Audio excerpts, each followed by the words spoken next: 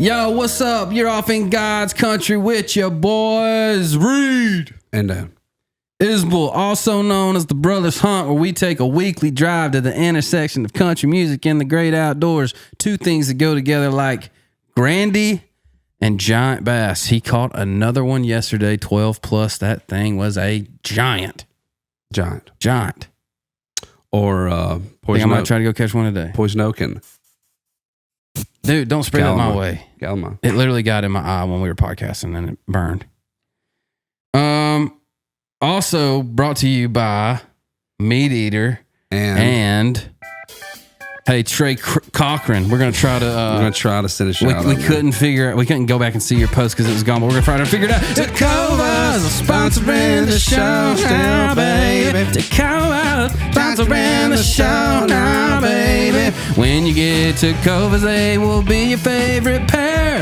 Not to mention, they're the reason we're on this radio air. It's Tacova's sponsoring the show now, baby.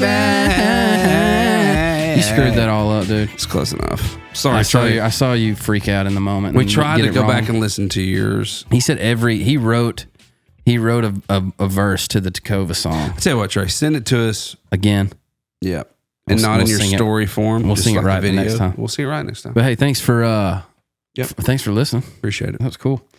Dave Barnes brought us some coffee. Kid's a riot. Dude is on it. He said so many funny little sly. He stays in that world, man. I love that world. He's so witty. He's so on top of it. Heads up. Don't come to this podcast for hunting and fishing. Because there ain't none. Yeah, but if you listen to this podcast because of the songwriting aspect or the music aspect, there's plenty of that on there.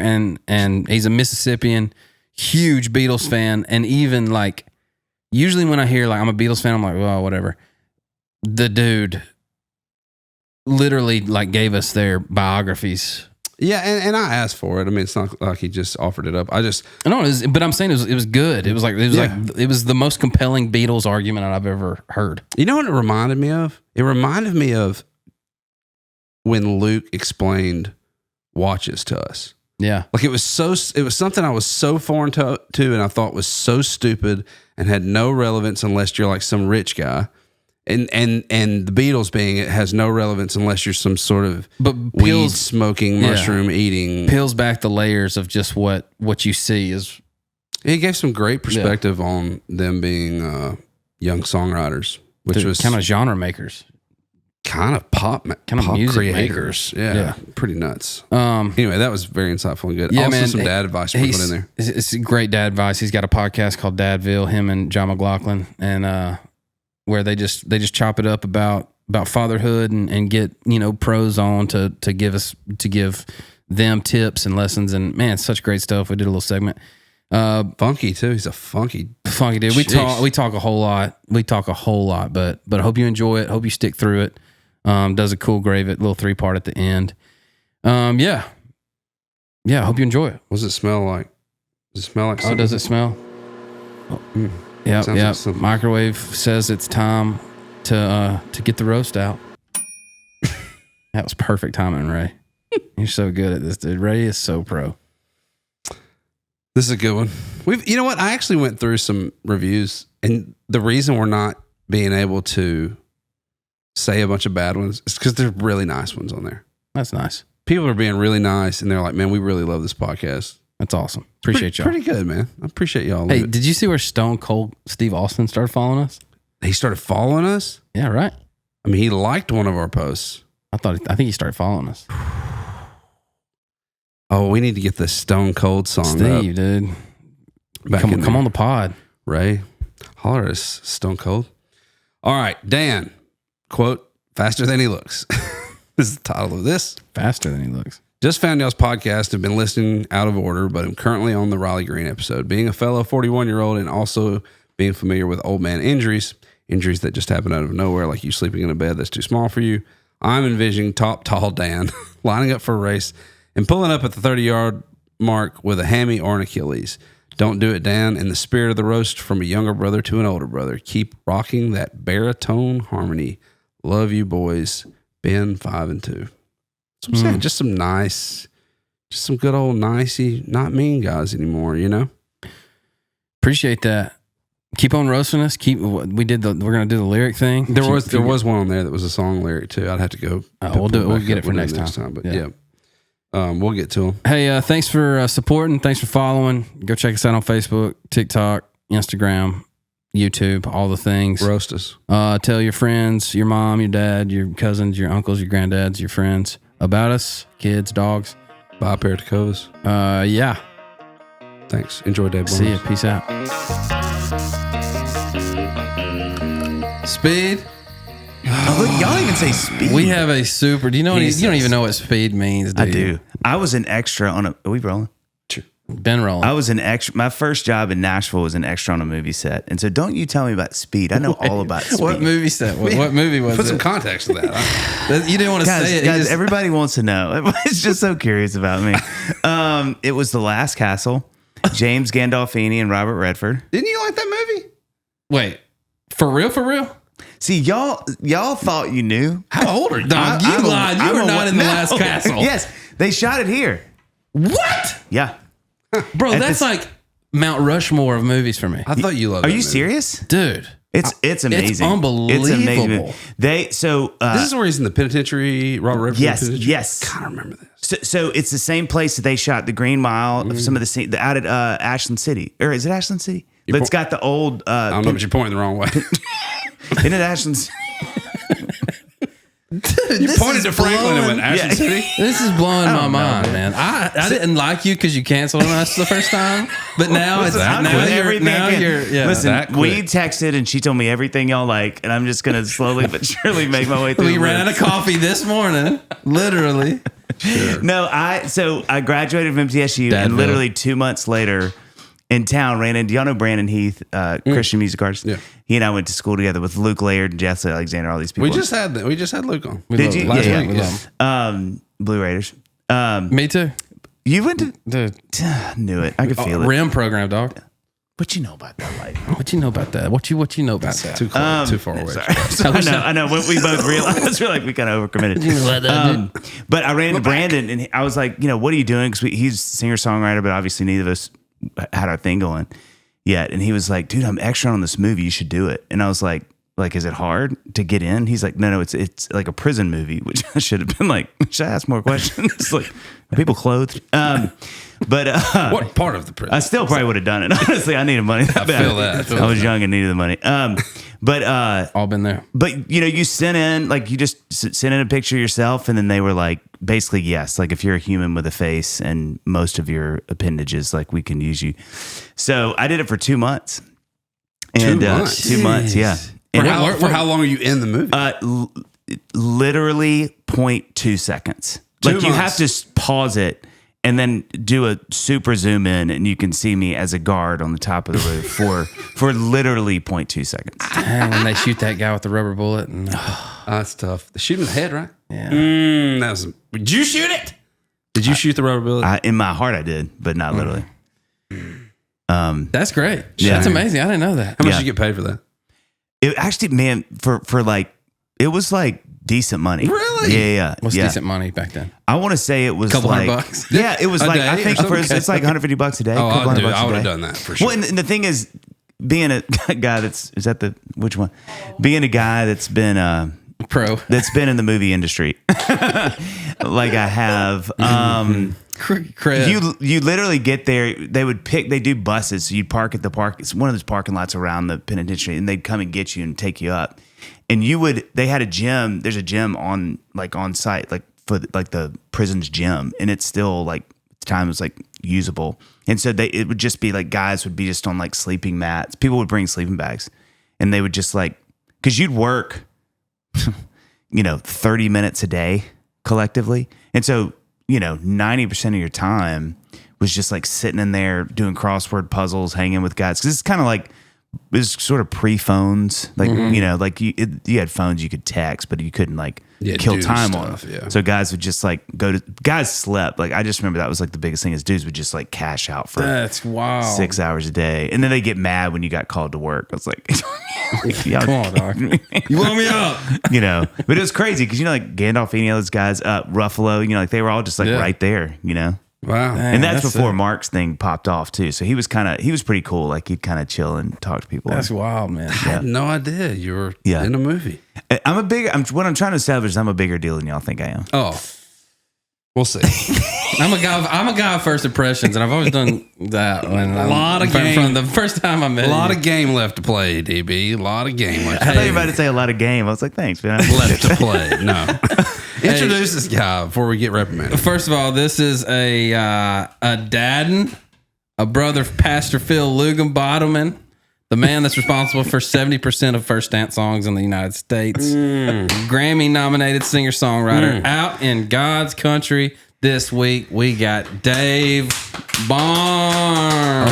Oh. Yeah, did you hear the clapping? He's getting better. Yeah. Quick story to follow that one up. I had just moved to Nashville, zero money, same, living on a houseboat, moving furniture with Dan. I moved furniture to make ends meet. Hey, Tim Hodges Logistics, shout out to him. If they're still around, Yeah, just a shout out. go get them. Sorry about that picture frame. So, yeah, dude, preacher friend. I ran a bus into a. You ran the truck into I ran a moving truck into a nursing home over here, and was like, Right. Tore the top off.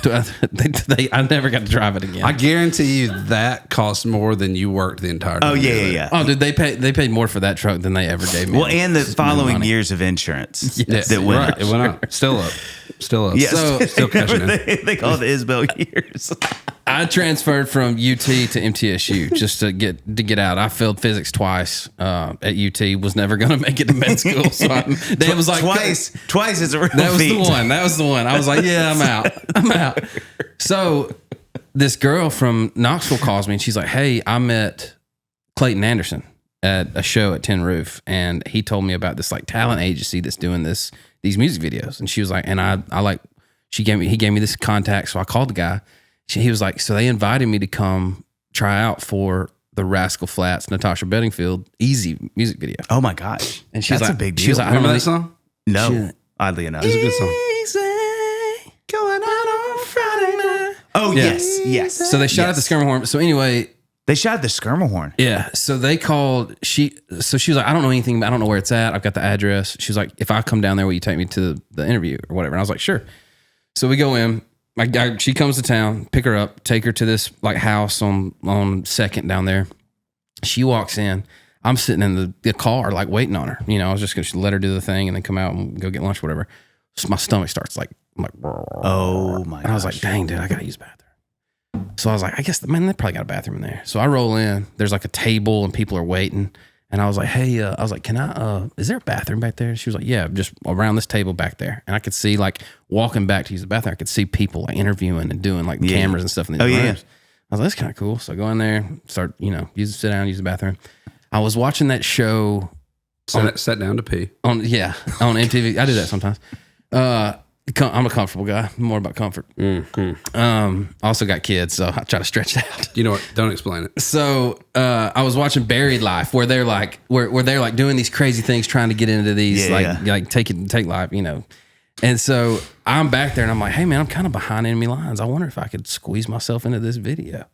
So I get done, use the bathroom, slip out. I'm like, hey, I forgot all my stuff. Can I get a paper to like fill out? And they're like, here, sure. So I was like, I literally made up dancing like outfits that I had worked for, things I'd been in, completely lied on this thing, handed it in. They called me back. I tried out, freaking got the part, so I'm in the music video. Like as a principal? With Sorry, that means I don't want to lose you on movie terms. That means like a featured player. No, I was an extra for sure. I was.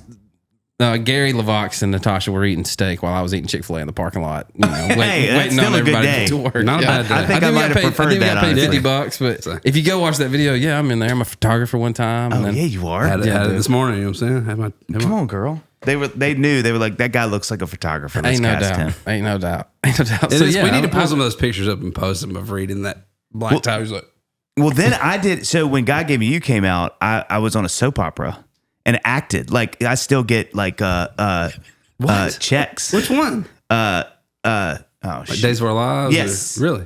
That's a big one. Yeah, that's right. What's What's the other one? What's the other one? Is The clock The goes golden, by. the Golden Girls. Is that That what- it was Golden Guys, actually. I can't talk much about it. It shot a couple pies. I don't want to know nothing about you getting paid for Golden Guys. Yeah, that was, well, I paid for it. I'll tell you that I know, much. desperate times. But like I had a line and everything, and that was a big. That Come was on, like, man. yeah, because once you again. Did you act in? Hang Listen, on. guys, it's I wanna just know- I'm just a rattle off. multifaceted diamond. Are there multiple shows you were in? Just no, pop off a few. those Those were are only two? Those are at the top of the list, and the only one the things on Last the list. Castle, Days of Our Lives, and Golden Guys. And, two list. and that's a list not many people can say they've done, and Totally that's where I agree. really hold the corner of that market. But like I had a speaking part, and so when you do that, you know you're like. Principal. Well, it's like you suddenly I think if you have a speaking line, you automatically get added to like the union or whatever, the AFTRA. And so I still get checks from, I mean, they're like, How much are they? How was your last check? $15, I'll take it. $7. That's that's a grilled bowl at Chick-fil-A Well, thank you for that. Yeah, no doubt. But it like, without a coffee. By the way. yeah, but I had one line, and you've never seen a more nervous human being. What was your line? Yeah. That's it. Just one word. No, Oh. I was like, Dang, I wish that was ladies close. and gentlemen, because I introduced it because they had just gotten done, and I was so in their world, in that fantasy world, I was their favorite artist. Oh, I think I saw this. And I'm just kidding. so I they didn't. came. God, I got so excited. But they came out and I played God Gave Me You, and so but I said like ladies and gentlemen, introducing the couple and then their names. Yeah. And that was it. Look at you. All my children. All my children, All my all my children. As kids. time All my goes kids. by, I Where was he close. played himself and performed the song. She's got the rhythm. What? She's got the rhythm and don't know it. Play that song for us right now. She got the rhythm. Yeah, she got the rhythm, but she don't know it. Hey, look, if She y'all got write the that. If rhythm. y'all write that today, I want a third. I'm telling you right now. Do not take that from me. We'll buy you something real nice. Don't take that from me. She got the rhythm. I mean, that sounds. Who would have cut that? Like that sounds like a Trace Adkins first album. Waylon Jennings, doubt. maybe. Waylon would have written that. It'd have been funky too. Waylon would put some stank on that thing. Okay. Dang, man. Hey, yeah. I feel like I've already deterred us from where But, we're bro, this is trying how to it go. goes. This is how it This is goes. not a serious. Dave, last time Dave canceled on us like literally 5 minutes before the After. podcast. Yeah. yeah, after. So After we started. this morning he brought us some coffee as a sorry. That was my peace offering. I felt so Dadville. bad. I got It's a all right. call from my manager, I think at like 8:50, and he was like, "Hey, are you headed to that podcast?" As I was mowing my Do you yard. still have the voicemail? Ah, shoot. It would be really It's funny it's if a we could man on play the it. verge of tears, is what it is. That's what It you're was hearing. a desperate voicemail. It was- I felt so bad. you did, and it's fine. It really was fine. I can't. This was that. That was the. We put the deer horns up into the thing. It a was good episode. expected. Let's get into what you mad at. What you mad at? Just tell us what it is. What you mad at? Is it your in-laws' kids? Might be your boss man or your neighbor's cat. Just tell us what you mad at. Oh wow. You know, we got roasted. We got roasted. Our last roast was a guy telling me that I needed to tighten up my notes. No, I thought that was So actually really great. I went in right then. Hope you enjoyed The it. slide up really got me at the end. That was the Yeah, one. yeah, yeah. Pedal. The That- pedal. Okay. Excuse me, pedal. I mean, I'm Southern Baptist too, baby. Oh, that's true. That's true. That's fair. What you mad at, D? Oh man, I'll tell you what I'm mad at. I'm still can feel actually being a little annoyed about it right now in my heart of hearts. That's Or on another your Southern face, Baptist. is it on your face to Well, face look, with the. chalked up, Oh yeah. chopped up. Yep. You literally and, got sunscreen on. So I go to the doctor because once a year I get an annoyingly random poison oak breakout. This is my time. Do you think it's like the big weedy? Like, do you think that's It when has to like be. it's like I think it's the first, the big one? Oh yeah. It's like the big weedy, like the first one, and Yeah. it's blowing everywhere. And well, this was specifically a tree that had poison oak all over it. Well, that's easy. But I thought I you thought hug it? I thought I covered up. It's like a long lost friend you hadn't seen it Let's forever. edit out my action there. Dave's got a calm. Let's start over. I'm going to come back in and we'll just. Today we've got a. Hey, so I've been in a movie. I don't know if God I know. gave me boots for the ups and downs. All right. It's funny though. This guy brings us a bag of coffee and we give him $1,000 to Covas. You know what I mean? He thinks we're even now. Well, not yet. We forgot he was coming, say, so I have to we pass forgot him to down. order him. Well, if you get them. All right. So this is what I'm mad at. Everyone shut up for 5 seconds, especially you. Don't tell me to shut up on my own podcast. I told him to shut up on his own podcast. One of our guests told him 3 times. That's a marker. Yeah. A marker was Oh, laid I knew that I day. made it at that It's a point. beautiful. I was up there going. It was beautiful. I won't do that to you. I want you to talk as much as you want. Thank you. Thank Maybe you, Dave. today you should. So I go to get a shot, and she's like, "I'm calling you in a prescription to here, Kroger." I was like, "Cool, can't get it today. I'll pick it up in the morning before I go to work." Wait, you went in to get a shot? Yeah, because it'll grow. Bro, that's the concoction. You get poison ivy, steroid shot, steroid pack. steroid pack. 3 days, it's over. Yeah. Look at y'all. I mean, if you We've had it every year, literally. Spend a lot of time. Y'all saying both of those things in concert together just made my morning. Good. The fact that y'all have done it so much, you both said the same. It is it. That's it's it. But can I ask, like, is that from like either hunting Yeah. and okay, Both. It's usually turkey hunting. Turkey season, yeah. because everything's growing. Yeah. Or it's like late summer deer management. Yeah, putting up stands though. Yeah, same thing. when Deer management. Yeah. you got a lot to learn, buddy. Look at that. Don't expose Deer yourself. Don't management. show Don't yourself. don't yet. say that on the Listen, spot. they're going to eat you alive. Yeah. I mean, I love You that have deer to just- manage all the time. Right. I'm actually heading out to manage some deer. Manage today. to- Yes. All right. I'm not doing it. So I go get the shot. She calls me in medicine. I'm like, cool. I'll burn down to Kroger. Get that. I'll be in the line at 8:00. Right. Go get my grilled bowl, Chick-fil-A. 360 calories, 15 grams protein. Bought back to $17. yeah, a week's worth of movie extra pay. I burn back to Kroger, and I'm in the line 7:59, baby, sitting there waiting on 8:00 to click. 8:00 clicks, doesn't roll up the window. 8:01, gal pulls in and scrubs. I'm like, sign says 8:00. You pulling in at 8:01, 8:02, 8:03, Especially for like 8:04, medicine. 8:05. I tapped on the window. You know what she gonna do? What? Look around the curtain, put it back. I drove off. Did you ask her out? That's the kind of woman you want to. Oh. Married up, dog. Well, listen, I mean, still, it could be worth it. I wanted to fight her. I wanted to go in there and fight her. Yeah. Can't say that on here. Verbally fight her. Sure, Y'all should have, is a that section, worse? y'all should have a Well, section of the podcast called Can't Say That on Here? Question mark. That's not a bad idea. noted. Not a bad idea. So anyway, I'm mad at that. I'm mad at having poison ivy, and I'm also mad at not starting my Treatment. steroid. Yeah, because At 8:00. Can I ask y'all, can we have a grown up You can't say grown up that. conversation? Wow. That was close. it's all right. It's kid friendly. It's fine. we said it. Okay. We have a turkey gobble to go. Steroids, like, they rock my world, little country girl. Like, Do if they? I have to get cortisone, because every now and then, like on the road or whatever, you know, like my voice will just be shot, either from allergies or something. And years ago, I think it was Charles Kelly was like, oh, go get these shots. And I was like, wait, what is that? And he's like, you just go ask for these cortisone shots. And obviously, as y'all know so well, but dude, it's the most painful shot. It feels Stings. like an You're saying elephant. cortisol? Cortisone. Cortisone. It's a steroid. Oh, okay. But it's like they stick a dagger in the medicine and shiv you. I mean, it hurts.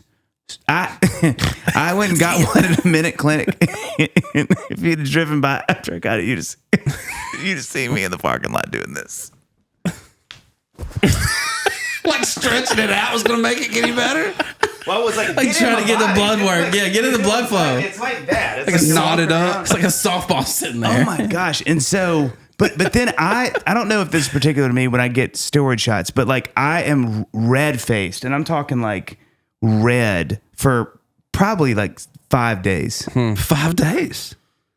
That didn't happen to y'all. I think you got might be a thing going on. Well, a guy gives it. He has them. He guy gives it me. in a basement. That's normal in East Nashville. Maybe tried something else than the Minute Clinic. Okay, Yeah. it's the same guy that did Golden Golden Guys. Guys. Nice guy, a little handsy, but really gentle. I did pull my pants down to get the shot, and he was like, "Nah, hip, brother." I was like, bro, that. sorry about that. Dad, turn around. Turn around. We do in the back, not the front. And then he winks at you, and you're like, "Wait, what?" Maybe I'll go up a I'm little like, high. you know what? He's I'm like, gonna- my I'm name's gonna Jerry. go up a little higher with these Lululemons. Oh man, I'm mad. Let me go. Oh wait, you go. No, you go. Can we go? You got anywhere to be today? I got a What writing time? session with Blake and 11. Prince. So He died, dude. R.I.P. though. I don't. Okay, because I want to go for hours already. I'm mad at people that get in a hurry, particularly in cars in the country. Like where? Like me this morning? Like where I live. Like if I'm taking the trash off, little back road, I'm not going to go 1,000,000 miles an hour because I got trash on the trailer. I get that. And they're honking and trying. They're like doing the thing where they're coming around. But they see your trailer? Of course. With trash on? Of course. Wait, they why do you? I'm curious about this. Okay. You have trash in the trailer, and that's not a euphemism. Are you taking? Do you not have? He really doesn't know. Well, no, because I got my spot in Leaper, so I'm curious because this is our problem. So I could pay to have somebody come pick But my you just trash do it. up, but I'm a real man. No, we don't either. We don't pay either. Good tell. Yeah. Well, if you're not living out there, though, Yeah. I would probably pay. Okay, I don't It's love not that living out there. judgy energy that I'm getting from you right now.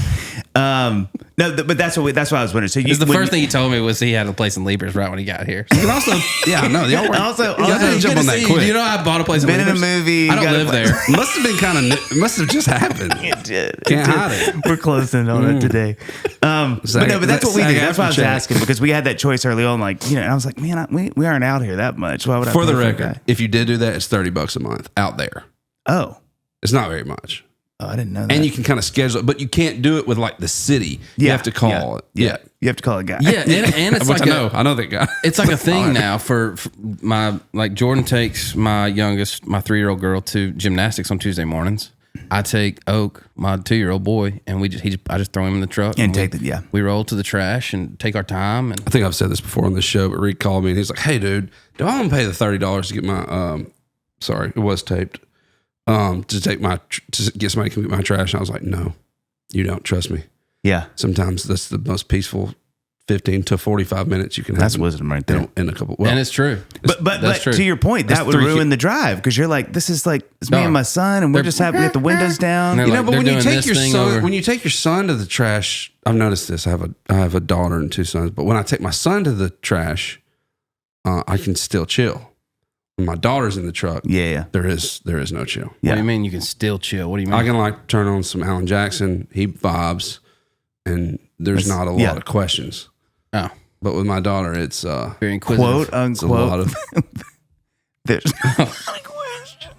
you know what I'm saying, girls. Isn't it funny? Ask a lot of questions, right, Jordan? My wife, it's one of the funniest parts of our marriage because like when I'm with my sons, especially my oldest, because like he's a rising 8th grader, Annie will come back from being in the car with him and she'll be like, just like, man, he was talking about this and this is what's going on at school, and he had a friend that, and then soccer today was really great, and today she's like, did Ben tell you that he got an award yesterday at soccer camp? I was like, no.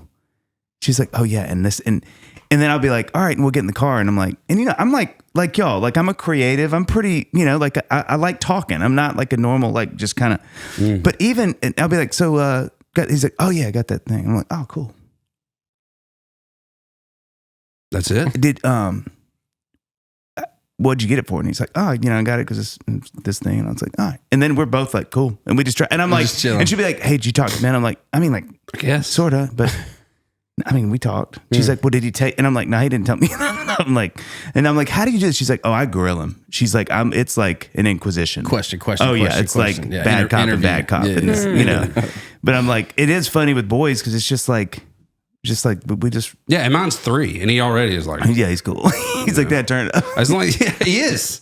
He is. He really likes the Hardy song right now. It's called Rockstar, and there's I can't remember, like a rock star something, and he goes, and Hardy goes, and it goes like, and he goes, and it flows like. Like he has no idea what he's saying. Gosh. He's not a great singer though. I feel bad. Liza's like a little angel bird singer. Yeah. My guy ain't got it yet. That's okay. It could kick in. He's gonna have the looks. He though. is like 3. He is hot. He's a good looking little I can guy. tell. Yeah, blonde hair, blue eyed. What? Yeah. Looks nothing like me. Real dad. I check every Amazon guy that comes in.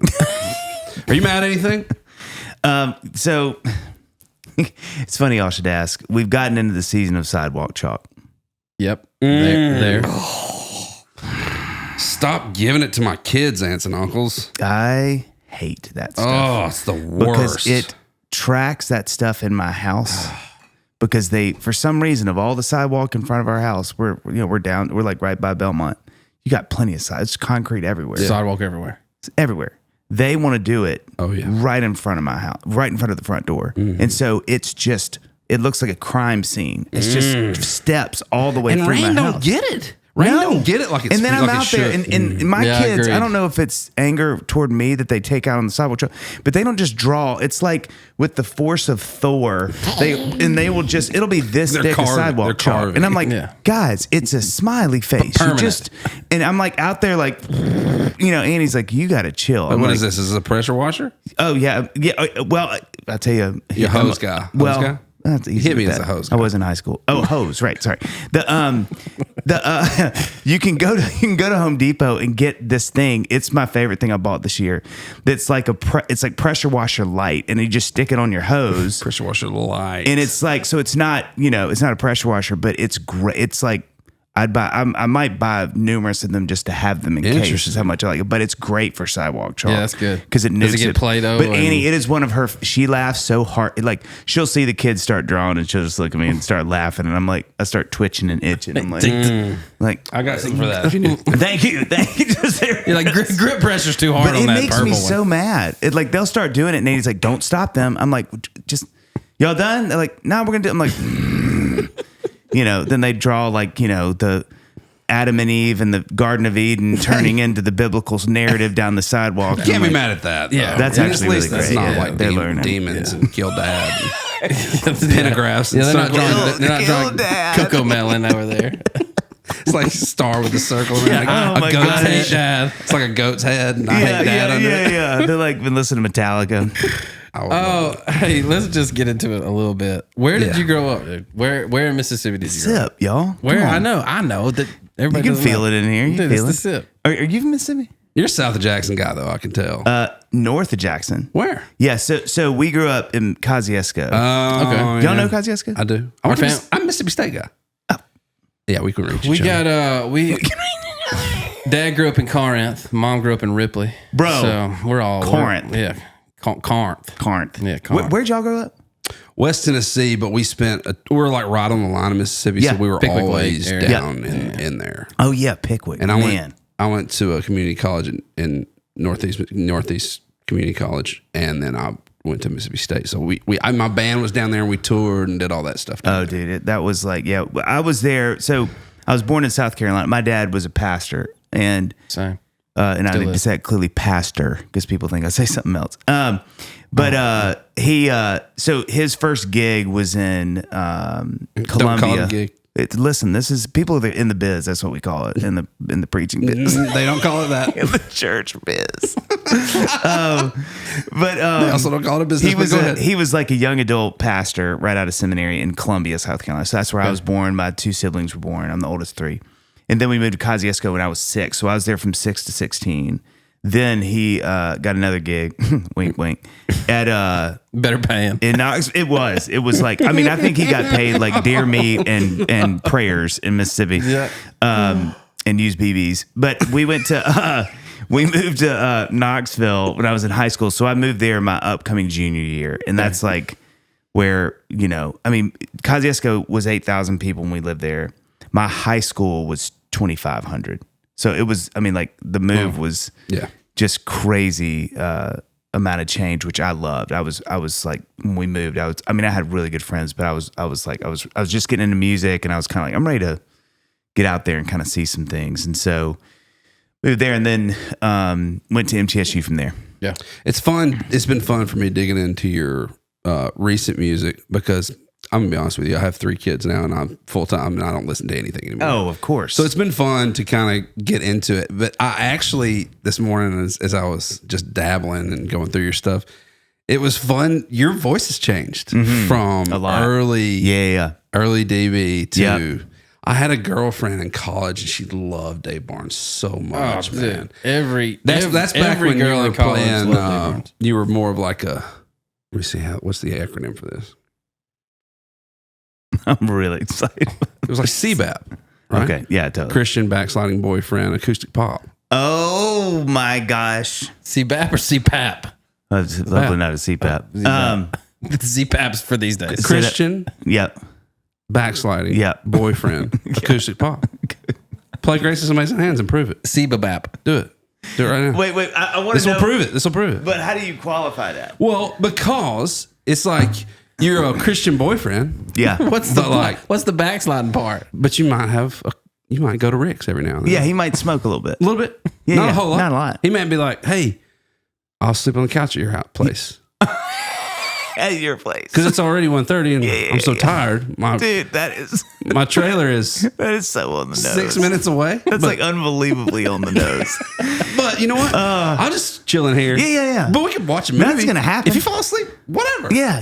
No blankets. I gotta, Yeah. I gotta run to BSU. In the morning, Yeah. I got to 10:30, leave so- worship in the morning. So what's up? Yeah. Play it. Okay. I mean, this is not the right key. You mean sing it? Yeah, we'll sing This it may with really you. loud. Can we sing it with you? Grace is amazing. You want capo? Behold. It's kind of nice singing it this low. 9 o'clock time. 9 o'clock key. They are soft as a feather bed. My guy can still Soft go. as a feather bed, too. Just a little. They would never strike a scold. They know the words that work instead. I like this key. This is the new- Like, this is the it's new a lot more version. urban. Mississippi. I always thought that love was frightening. I always thought it'd be so rough. Love has sent me down an angel, baby. Ooh, it was great. Just by touch. That's so much more urban when it's that low. It's like, It feels good. I know, it does. Now feel tell good. me if you were in college and some dude slightly older than you was putting out some CBAT Yeah. that you would be like, man, my girlfriend likes this guy more than me, and he don't even know this guy. Yeah. You played at State somewhere. Yeah. It was like Yeah. I can't remember where it was. Like a Christmas thing or something. Where no, I think it was did the BSU 1,400 or something like you did that. Like 1,400 Christmas shows a year. Remember? Oh man, yes. Still- You were No, like the no. Christmas guy there yeah. for a while. Yeah. You still trying to be. Christmasing? Yeah. you? We do a show here every year in Nashville at the Schermerhorn. Just one. Yeah, just one, and then usually another show in Knoxville. I've toured a little bit, but it's just like that's probably my ride. Shoot, he's a little early. She's a little early, actually. But yeah, no, I love doing that. But yeah, I think it was Wesley, the Wesleyers. It was like one of those. She was like, we got to go see Dave Barnes. I'm like, Dude, but I rocked your stuff. Thank you. Good Appreciate stuff. I was that. in school. Your voice has changed. Yes. Oh my gosh, so much. Well, that I was just going to say quickly that was something. So I worked with when I moved to Nashville, did the movie, and Don't say did And then- the movie. Holler at me, Robert. You were in it for did the movie. 0.02 seconds. and I mean barely that, and Shot the guy in the head with the rubber bullet. yeah, and then Son of that a was bitch. really where it all began. But met Ed Cash. And I don't know if y'all know Ed, but Ed at the time was producing a lot of like the really, really, really cool like acoustic Christian stuff that was honestly not far from that. It was like Caven's Call, Bebo Norman, that stuff that at the time I could not get enough of. So when he moved to Nashville, Bebo was a friend of mine from Young Life Camp randomly. And so Bebo was like, you need to meet Ed. Like he's moving to Nashville. And so we connected and got on so well. But I was like so obsessed with that world. So I was like, I was just starting to write my own songs and stuff. So anyway, started working for Ed because he called me and he was basically like, hey, I just need somebody to like run errands, help in the studio, just kind of like anything I need. So I worked for him for 6 months. And in that time, at the end of it, he's like, look, my kind of gift to you for doing is we'll do an EP. And that was an EP called 3 Them 4 that I did. And I remember like singing and he was like, oof, man, we need to work on your singing. Now, because I would sort of sing like this. It was like the Michael McDonald thing. Yeah. And so every time we do a take and he'd be like, open your mouth. And so over that record, I think Chasing Mississippi, which is my second record, is probably the end of that. But I mean, Ed in the studio would grill me. I mean, there was so much vocal production because I was so insecure. Because the thing that's crazy about my artistry was like, I pretty much started singing live when I started singing. So like I was writing songs in MTSU for fun and whatever. But my best friend would sing them because he had a great voice. So he'd come over and be like, hey, I wrote the song, and we'd sing it, and friends would be around, but it'd be like, whatever, you know? Yeah. But I wrote one song, and he was like, you sound really cool singing that. And I was like, Good on him for not keeping you out. amazing. Yeah. He could have. He could have, because there was a ton of money he could have made. But he was just like, man, you should really, you sound really good singing it. And that was kind of the beginning of my artistry, because I was just writing, because I was like obsessed with Skip Ewing and some of those guys at the time, because I'd just gotten hip to Brian White and some of that stuff that to me was like, Sons of the Desert, which I was obsessed with those guys. But I just started to dip my toe in the country, like the more poppy, like Rascal Flatts record.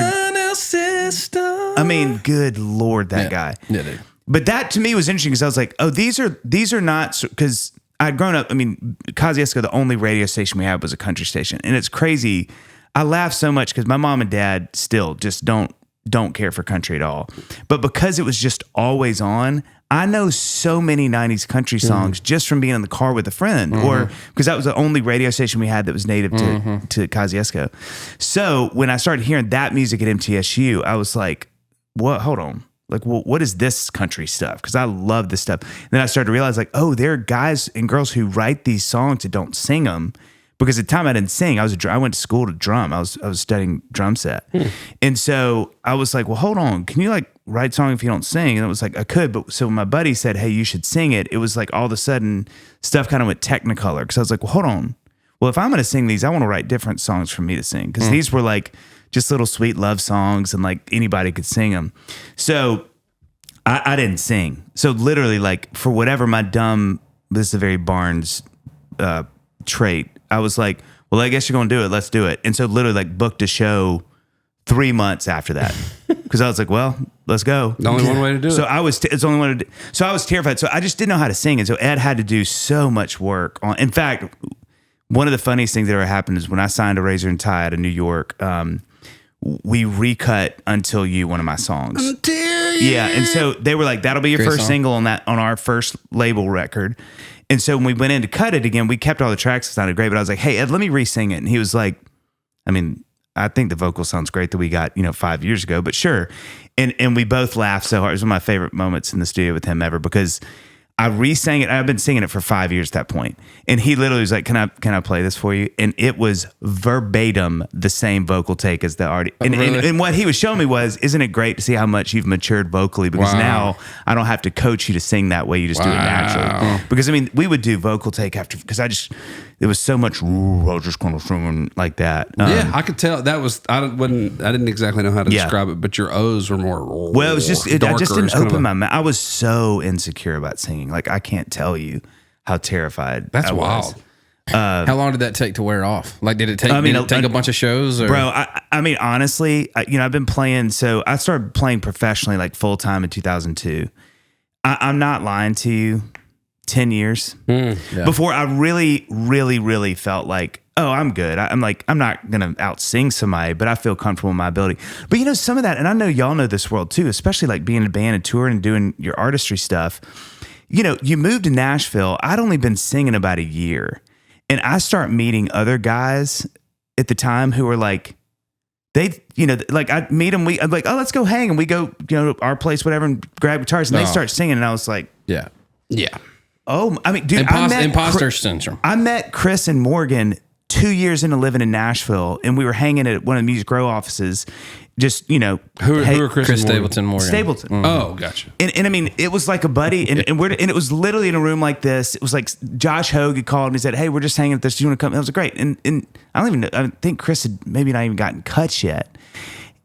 And it's a freaking guitar pull with just some homies, just some random guys. And I play Grace's, feeling pretty good about myself. I'm like, sure. I was like, we'll deal with that. Dave, you go first. And they start singing, and I was like,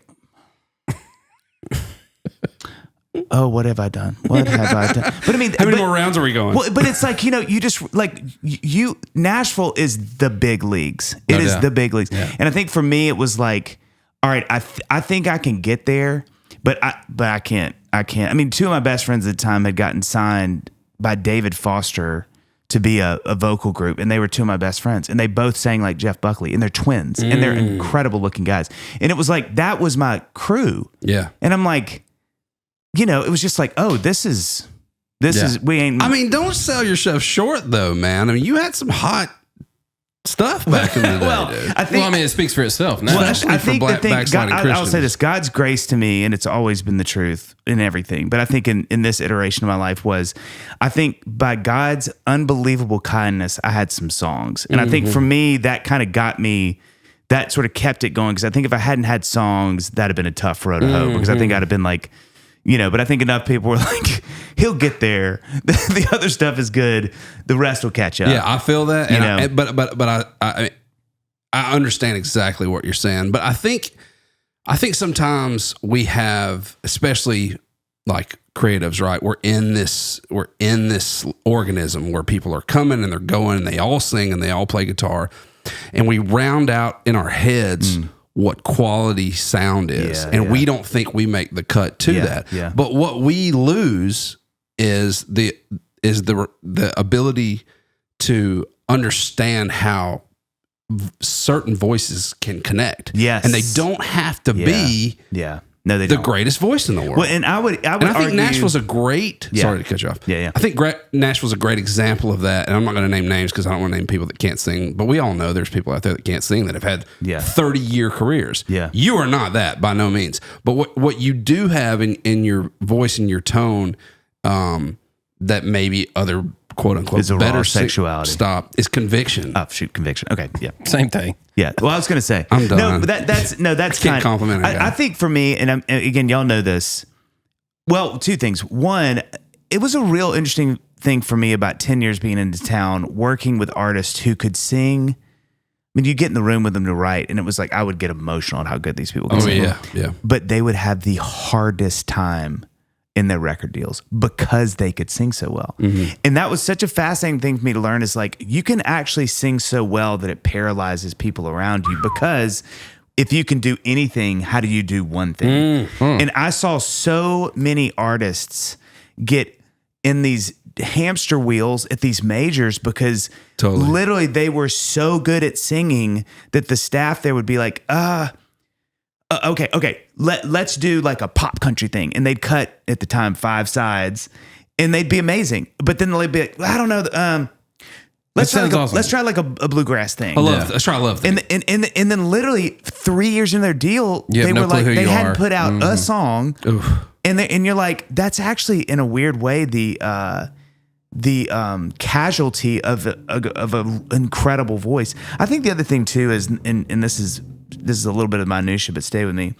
I think a good voice can minutia. Yeah, I'm back. Yeah. I think it's MTSU education that you can't hide. And I'm not going to apologize for that with the big words. I think the thing that gets tricky with good voices, and I really believe this, if you get up and start singing and you have that kind of like a transcendent voice of Chris Stapleton, Aretha Franklin, Timberlake, these kind of like Brian White, I think, big word alert, at the most osmotic level, as an audience member, you suddenly go, oh, I need to expect different things tonight. And then if they underdeliver song-wise, you actually leave mad. He wasn't that great. You go, wasn't that great? Wow. Because something in our brains goes, oh, okay. And that's why Bonnie Raitt, Aretha Franklin, these people early on it took Bonnie a while, but they go, Michael Bolton, laugh all you want. They go, I don't need to sing my songs. I need to sing good songs, because what I'm going to get in trouble for is trying to sing my songs. And people are like, your songs are not as good as your singing is. And that's going to kill your career. Yeah. And so I think that's the other thing that I noticed too, that was a real grace to me with my voice was going, man, my voice matches my songs. And that's the greatest thing I got. And so that's a good way to say it. Well, instead of being the guy that's like, man, he can undersing these great songs, or he can sing the phone book, but man, the songs just aren't there. I was like, man, I love where I'm at, because I also think that, I would argue 90% of the way a song is communicated is how it impacts. Like if you have a voice that carries the song enough to make the song work, that's all you want, man. And I think I've thought about this a lot with Paul McCartney, who's in a band called the Beatles, great band from Liverpool. But they, Paul to me has probably the most digestible voice in the history of popular music. Not the best voice, not not the most timbre rich, warm. It's just water. You can just drink it and never get tired. And so to me, they were geniuses and their songs were otherworldly, but I think people sleep on his singing. Because I think if Joe Cocker, right, at the same time, richest tone there had is. had the songwriting talent of Paul McCartney, I do not think the Beatles would have been the Beatles, because I think it would have been too much. Agreed. And so I think what Paul's voice was, and John's was like this too, but I would argue to a lesser degree because it was more of a thing. It just carried songs so well. It never got in the way of songs, but it was good enough that you wanted to listen to it. Yeah. That's a great point, man. And so I think there's something about, to your point about voices, it's really interesting to me because I think we can get, especially in Nashville, get a little too obsessed with vocal stuff where it's like, man, songs are always the thing. We don't have a music industry without songs. Yeah. And I think you really want to be careful of having, I almost get more nervous for artists that can sing now, because I'm like, you might not realize the road ahead of you and how hard it's going to be because you can actually sing so well. And so you're going to really need to be careful to have songs that match, if not, are better than your voice. And that's really hard to find, you know, songs that you can go like R-E-S-P-E-C-T or, you know, Nick of Time or whatever, you know, you really need, now your work is finding the songs that match your talent, which is going to be, you know, a tricky road, you know? It felt like back in the day too, when you were coming up. And what stuck out to me in that too is when you said like those songs fit you so well. Yeah, it was the same thing with like John McLaughlin. And Mark Broussard. And bro, Ben and Rector talk and about all those a cats. voice. We just saw him. Dude, he's a killer today. Oh, bro, he's a killer. Still a killer. No, he's an assassin, man. Yeah, man. That writing with Mark in that season we were writing so much.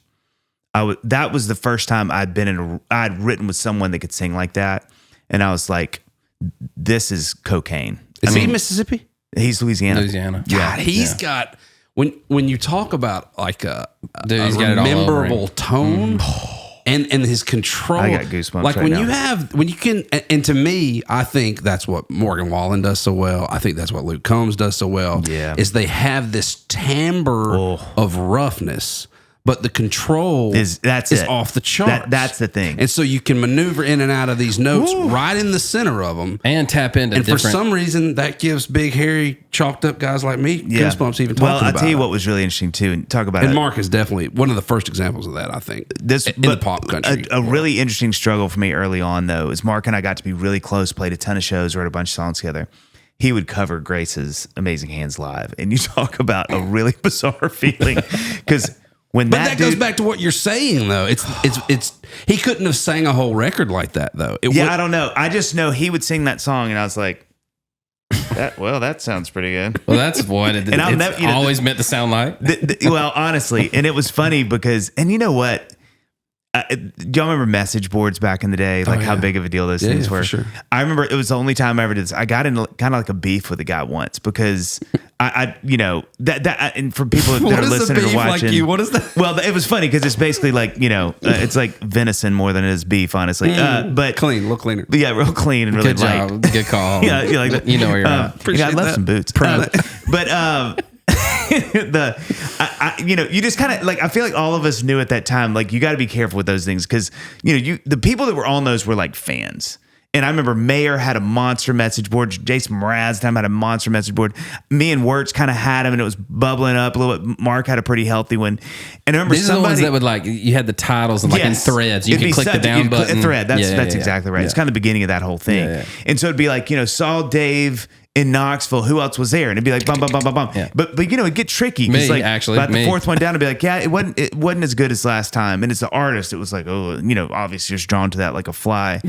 But I remember a guy, I don't even know how it came to me, because I wouldn't like look around for the stuff, but I think somebody sent me a thing about Grace's. Mark had played it, and I was like, oh, I'm gonna see what people say. And the guy was like, bro, this is by far the best version of the song. Like it just smashes the other version.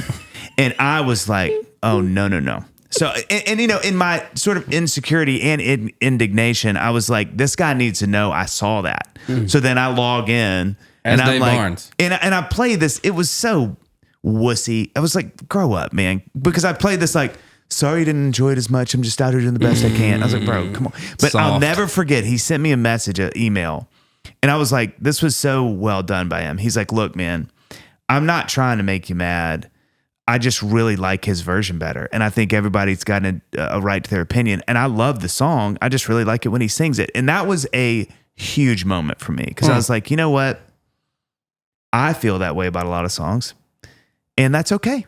You know, it is okay. I like Joe Cocker's version better than Eddie Ringo Starr's version. Yeah. You know, of the Friends tune. So it was. I just had to go. Okay, we're not going to play that game. Mark sings it. I love the way that Mark sings it, and that's okay. I like singing it too, and people are going to have feelings about it. But it was kind of. It was like I stuck my toe in that world and was like, okay, I have learned. I got a scar from that. We're never going to address that. Dip my toe back out. And I'm never reading another message board as long as I'm alive with I was myself. going to say too, I think the thing about that crew, I was really so fortunate with all those guys, with Mark and John and Wirtz, Andy Davis. I mean, there was 100 of us back then. So good. Elliot Morris, Griffin House. I mean, there was just a cadre of guys doing that. Everybody was doing the same thing, and it was so fun. Yeah. Because everybody was writing their own songs, mostly by themselves. And so to be in a group of guys playing these theaters around and it was town, like, it just, college man, towns. I will never forget the synergy of that and how fun it was. It's the closest I get to understanding what like a McCartney, Lennon, or the Eagles, or these bands that had these kind of songwriting groups that were sort of writing, but also writing against each other at the same time in a band. Because, you know, Wirtz would bring a song that he wrote and it would be unbelievable. And I remember the first time he played Red Meets Blue for me, and I was like, good night.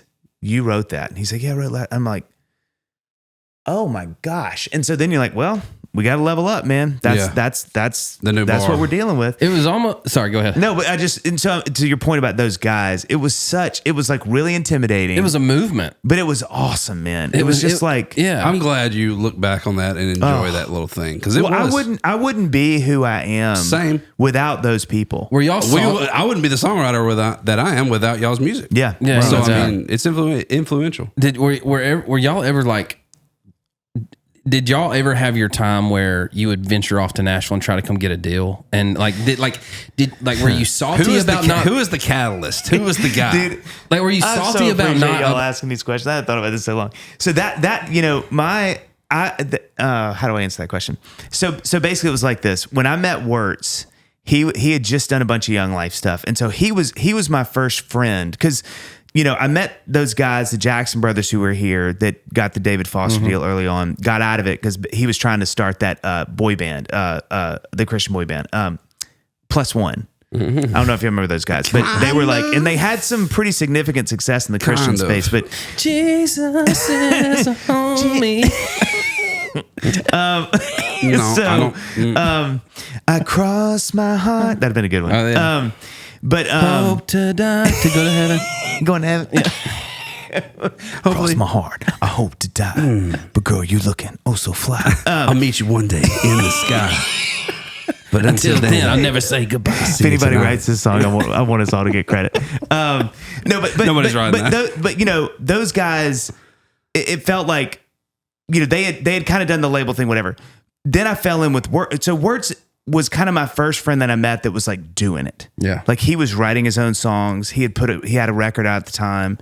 Like what were some of those tunes? I know we would remember them if we. That had I'm Sorry Mary. Remember that tune? God, he had some bangers on that album. Yeah, I remember that. But he was my first, like, oh, you're doing what I want to do. Like, exactly. Like, singer, songwriter, writing your own tunes, producing the records, touring, making t-shirts. I mean, like, Matt was the first guy I knew that had done all the stuff I wanted to do. Yeah.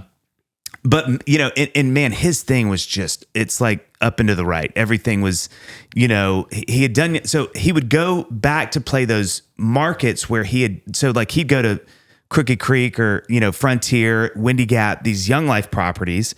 It's the opposite of touring. You stay and kids come through. So you'd spend a month and just thousands of kids would come through a month. And you're playing your stuff. And then you're like, oh, and you are selling truckloads of CDs in the gift store. Sure. And then you go, okay, hey, where are all those kids from? Well, that's my fall. I'm just going to go and because it was high school kids, you couldn't play venues. So you'd go to like a church, you go to high school. A buddy, high school. A buddy would rent their neighborhood pool house out, and then you just charge and you'd sell. And so Matt was doing it, and his thing was just getting so, like, I remember the first time he sold out House of Blues in Chicago. I mean, like, it was like, so Matt, Green Day's manager called him and they started working together. So he was kind of doing that. I met a guy named Elliot Morris, and Elliot was from Birmingham. Yeah. He did a big deal with Universal, went on tour with Counting Crows. Griffin House, I connected to a friend of mine that worked in New York at, I forget what label. She signed Griffin. And it was like, but I was kind of always the kid that never got signed. It was like I was the kid that never got picked. And so it was really hard for me because I was like, all right, I'm a little insecure about singing. I don't feel, I love this world, but it's not a world I came up in. I sort of stumbled and I wanted to be there, but it was like kind of, I was like 20 when I decided to do it. So it wasn't like, my whole life I'd been like, that's the thing. And so it was a real struggle. Like I had some dark nights of the soul of like, Lord, like, what are we doing? I just want to be signed. And I remember I'd go meet with labels. Being signed was back then. That was the everybody, the guys that were kind of my same age, but were a class above me for sure were Jason Mraz and John Mayer. Yeah. And so I was looking at their thing and it was just popping off. And so all of us guys were like, that's the thing. Yeah. And so you got to get signed. You got to work with Scott Clayton. You got to do, you got to do the thing. Reid Hunter was his lawyer. I mean, we're all like, Reid, like, please work with us, and it just, but I'd go meet with him and it was just, I was like, man, we love it. It's just doesn't, and it was like soul crushing to me because I was like, I just want to, but in God's unbelievable kindness and sense of humor, I started to realize something though, because I talked to my friends that would get signed. Broussard got signed to a huge Universal deal, or Island Def Jam. John got signed to Island Def Jam. I mean, it was like every single one of my friends were slowly getting picked off, and I was sort of like, my stuff's pretty cool. Me, not me. Okay, cool. I'll take my shirt off. Yeah. But what was so crazy about it that I realized that suited me so much more was, I'll never forget, was sitting with one of those friends who's, I won't name, but he was like, man, I'm so jealous of you. And I was like, and he had signed this big deal. I was like, why? He said, because I'm in this constant songwriting thing where they're sending me off to write with the Dan Wilsons and everybody, which is great. You've put out 2 records since I've been in my deal, and I haven't put out a single song. And it was like God in that moment was like, Dave, I got you. Put some music out, I got man, you. And it's because I was just going. I was making my thing, and he was like, I'm just kind of stuck, man. Yeah, he's like, I'm in a big deal. It's great, but like you're doing it. I think that's such a misconception to people pursuing, right? It's like they think the deal, they think that's the like end all be all. When in reality, it's the starting line. That's right. It's not the finish. Yeah. It's the start. You've worked your entire life to get to this one thing. Yeah. And now you have to even work harder to get that off the ground. Well, and I think too, I mean, again, y'all know this intimately, but it's like you also, your career goes from one guy and maybe a manager and maybe a booking agent doing it. It's just a couple of y'all. Yeah. To now it is career by committee. For sure. And I think people underestimate how, and that's not bad. No. It can change. It's changed a lot of people's lives, but it's really different. It's really different. You are, everything's going through numerous channels now to get it okayed. And do we like that song? Let's send it around. You may love it. Nobody else likes it. You may hate it. Everybody else loves it. That's almost worse. Yeah. Because then like, hey, we want that to be the single. And you're like, I didn't even want to play that for y'all. Yeah. Or, I love this photo shoot. We didn't like any of the pictures. I hated all the pictures. They love it. It's like everything suddenly is career by committee. And so I think what can be, to your point is you can get to that point where you're like, all right, that's the deal. And then you sign it and you're like, man, I'm strung up now. Like I'm hamstrung by all these things again, which it is the big boys. Like, but you got a ton more money. You got a huge engine behind you all of a sudden and connections for days. You got to get it pumping though. But it's like, man, it's no longer you and your bros playing some songs. That's right. It's like, it's a lot of people who have a lot of opinions. So to switch gears real quick, what advice would you give? Because we have a lot of prospective songwriters that listen to this in this day and age, and it's obviously way different than when we all came up. Yeah. But how would you advise somebody to try to come to this town and break into professional songwriting or artistry? Yeah. I'd say sell your body or drugs. And if you can do both, you're really going to, that's where the especially if your capital, clientele is the label head. the label. Yeah. I'm not laughing at that. Huge. I'm not laughing. Not Huge benefit. No, Even though I will later. You know what I think I've had to learn, and I'm learning it right now. So I'm not even, it's probably not fair for me to give it advice because I have to take this advice too. But I think it's so cheesy, but it's so true. I think just do what you can do. I think every writer has got a voice, meaning their songs are a thing, and it's all of so much colors that, it's your interests in songs. It's what you want to say. It's what you don't want to say. It's what, it's like It's where you're from. It's where you're how you're from. brought It's up. exactly It's right. how you were raised. Can I interject for a second? It's so obvious. I love when you ask a question and then it's so cut the guy obvious off to that me. you ask the question It's to. so obvious to me what yours is, because I like when people tell me what mine is, what they think my songs, what they think my voice is. Yeah. I think your voice is what I've seen it progress into is wholesome. Mm-hmm. Number one, don't take that the wrong way. Mm-hmm. There's a lot of wholesomeness in it, but there's also this dash, if you will, we're sprinkling in of real muddy Mississippi soul. Yeah, for sure. And there's some funky things that pop in places when you get into the song. You're like, if we're taking a ride, right? You're taking a ride. You're like, oh, this road's pretty straight. Yeah.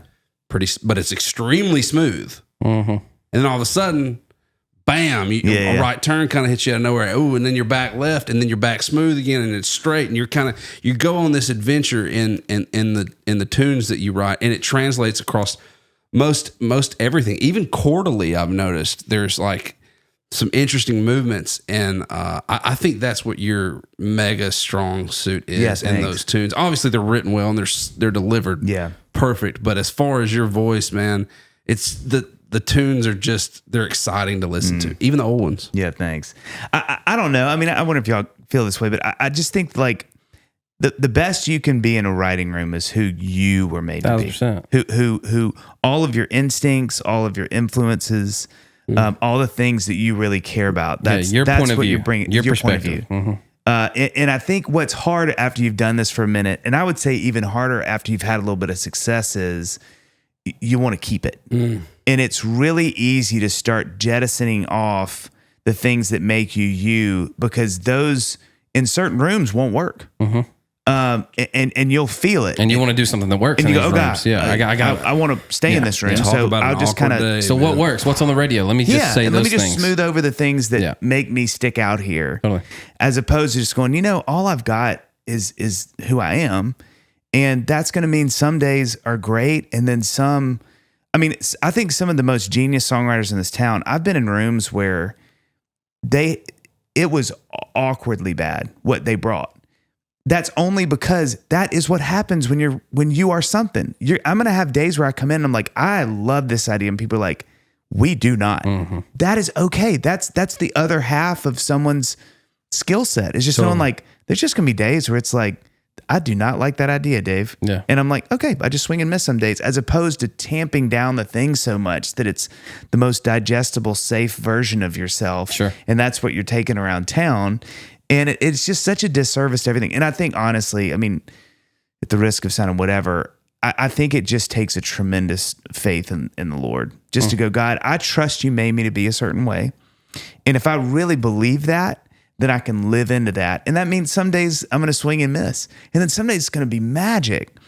But that is who I am. And for me to not be who I am, I'm going to get myself in trouble, because if it's sort of like if you think about a map or whatever, if God and I are trying to get to here and I'm here, but success starts to happen and you start going, well, that's my North Star, but man, success is kind of, my friends are, and then you start, I'm gonna go this way, and God's like, whoa, where are we going? You're like, well, I like what they're that doing. check, and I see what they're doing. Yeah, see what they're buying. And you're just getting farther from where, and I think it's like, sometimes this is a lonely place, and that's okay. It's just, it's baked into being a human and being a creative, is there's just days where you're like, man, that just didn't go.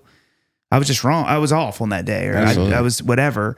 But it just means the days that work really well. And because I think one of the hardest, it's funny. I think if we're not careful as writers, we can go like, man, I want to be like the Swiss Army knife. I want to be the guy that can do anything. And I'm like, I don't know if I know a guy like that or a girl. I mean, I know people that can do it better than others, but I think if we're all honest, we think of writers in certain ways. We just go like, He does he's this. He, nobody better than that. She, that's her thing. Oh, you want Whatever. that tune? Better. Natalie Hemby may be the asterisk. I think Natalie can do anything. She's sort of She's amazing. She's just another thing She to me. sure is. Call me back. Golly, she's what a Please call me genius back, she please. is. But I think other need to than finish that Natalie, one thing. I'm kind of like, most of us kind of have things we do that are pretty particular. Yeah. And I think there is a terror in realizing that, because you go like, oh, I know the end of me. And it's like right there. But you miss like, And there's other people in town that do that. oh, I know. And you get in Arguably those better. rooms and you're like, oh my gosh. Yeah. But it's discounting what God is doing, which is like, brother, you're going to be so happy if you will let go of those things and be who you are. Totally. Trust me. Absolutely. It's because then the way you go is the way you can. That's the thing I have to tell people all the time, young writers. I'm like, let me tell you, the worst thing that ever happened to you is you get known for something you're not good at. Because then you got to keep being good at something you aren't good at. Or at least you feel like you do. You got to keep Yeah, it. that's right, that's Well, you right. work harder on the facade than you do. And it's so your exhausting craft. and Yeah. terrifying. I see that all the time, especially with artists that get up there and they dress it all up with some, I'm sorry to say this, but like choreographed dance. And I'm like, hey, bro, that works once, bro. Like, you got to keep it going. You know what I'm saying? Like, Yeah. you got to keep it going. And it's a career built on, like, I feel like a career built on who you are and what you're inspired by is Yeah. so much easier to stay in connection Yeah, man. with than this one little gimmicky thing that you came up with. And not to say that anything either way is right or wrong. It's fine if you want to do the gimmick thing, but you better have a strong bit, you know? Yeah. Because I mean, especially if you want a long career. Yeah. Or find a way to reinvent. Yeah. Well, and then that's the other thing is I think those people sometimes can pull that off because they kind of go, okay, that was my little thing. Now I got another thing. And I'm like, man, props. If you can pull that off, that's awesome. I had a thought the other day that was really funny. Everybody I meet in Nashville I work with is the guy in the town they're from everybody talks about. Like, you know, you know those guys? Yeah, you know they're from here. Well, one more than the other. Well, I'm not gonna say who, but you know what I mean. Like everybody that I work with in this town is the guy or girl that moved from where they moved Yeah. from. That everybody there is like, oh, I know them. We They're went to the school with her. all-star. They're the one that made the team. They're the export. Yeah. And I think like when I think about that, it's actually really fun and exciting because it's like, man, to get to be in an all-star game every day that I write with people is so awesome. And like to that point too, it's like, yeah, I mean, we're not competing with each other, but we kind of are, and it's kind of a game, and it's kind of not, but it's kind of fun, and it's kind of not. Yeah, you know. So and like, I think it's necessary. Me I too. really do. Me I think too. again, you look. it's almost at, like a sport, like the competitive yes, aspect like, of us. You look and you go, God, he's been working on hitting. I didn't work on hitting. Yeah. I need to work on hitting. Yeah. I mean, it's like I think it makes the best art. I mean, again, that's why I just listened to the book on the Beatles, which is why they're so top of mind. But I mean, that's what made those two guys so good is they had each other to compete with. Yeah. And I think, you know, I think it really informs and helps. That's why I love those people succeeding is because it raises the bar. You know, for every single those people get and do well or y'all or whoever, it's like, okay, this is where we got to keep going, guys. It's like, it's everything is this good. Yeah. This is the level, you know? And so it's good, but it's just really hard. And I think in my insecurity, if I'm not careful, I can really spiral on feeling like, and I just, you know, all that to say, I just wish sometimes this town would do a little better job of just being braver, of going like, hey man, don't try to be everybody else. Yeah. Like the reason we signed you is because you do this thing so well. Like let's do that really well. Yeah. You know, and that may mean, you know, I'm never going to. And that'll make the town the best. Yeah, version but of also itself, it too. means intrinsically, which you have to deal with. It's like, this is the work we got to do. Is like, I'm never going to have that many hits. Well, you're not going to win. You're not going to win that, but and that is okay. But That the is wins okay. can mean more. They mean different things. I mean, because if your path is not the same path as someone else, that's right. But it still has value, it still has worth, and you can still have a great life. You are having Well, and a great that's the life. thing. What are we talking That's about? you said that so well. Those are those moments of clarity where I feel like the Holy Spirit, you know, God will just be like, okay, Dave, like, so what are we missing, bud? What do you need? Yeah. And I'm like, well, I just need. I mean, people think I'm great, and he's like, I feel like people like you, and I'm like, well, then I need like, I need this to work. Lord, I need like some stuff, and he's like, okay, like what stuff?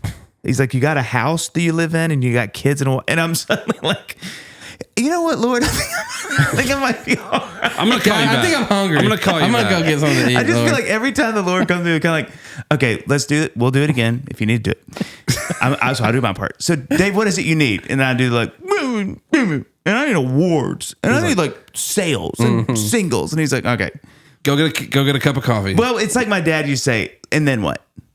Well, I need. Well, then what? Why do you need those? Well, so people will like me or respect me. He's like, so do you feel like they don't? I'm like, no. And he's like, well, then that's the end of that. What else? I need money. What do you need money for? To buy. What stuff do you need? I'm just like, it's just, and then what? Like, where's this going? Totally. Oh, it's endless. absolutely. It's endless. Yeah, and so if absolutely. that's the goal, it's never satiated. And It's we just- know comparison is the thief of all joy. Oh man. And the world doesn't help that. Sometimes we just need to, and I have to do this myself, especially when my son comes up and slaps me on the face when I'm looking at my phone. It's like, what am I really, Yeah. what am I doing with my time? Yeah. Right. And am I busy bitching about something that if I was playing trucks with my 3-year-old, I wouldn't even know existed? Yeah. You know? This is the thing. Everything in your life is actually trying to get you to play trucks with your kid. Oof. Literally everything that you're doing in your life is so that you can do that. Totally. Literally. Isn't that crazy? If you sat down and went, okay, why do I need money? Why do I need, it's literally because I want to be with the people I love doing what I love. And that's actually it. And that's what God had to tell We me. talk It's like, about that all the time. that's Yep. all you're doing. Yeah. Yep. You're doing it. Yeah. How can you say you need something when you're doing the thing that's at the end of the circle? Yeah. And ultimately, the most rewarding thing in life to me. Yeah. And ultimately, what you loved and what you pursued in the beginning of all this allowed you to do that. Is allowing you It's a to full do circle that. deal. I had this moment. I was pushing this is years ago, pushing my oldest. He was probably around the same age too, something like that. And I was so in my head. I mean, I couldn't have been deeper in my head. We had just gone to the playground, and it was like a Tuesday or whatever. Annie was she's a pharmacist. She was working the time that day, and so I had been.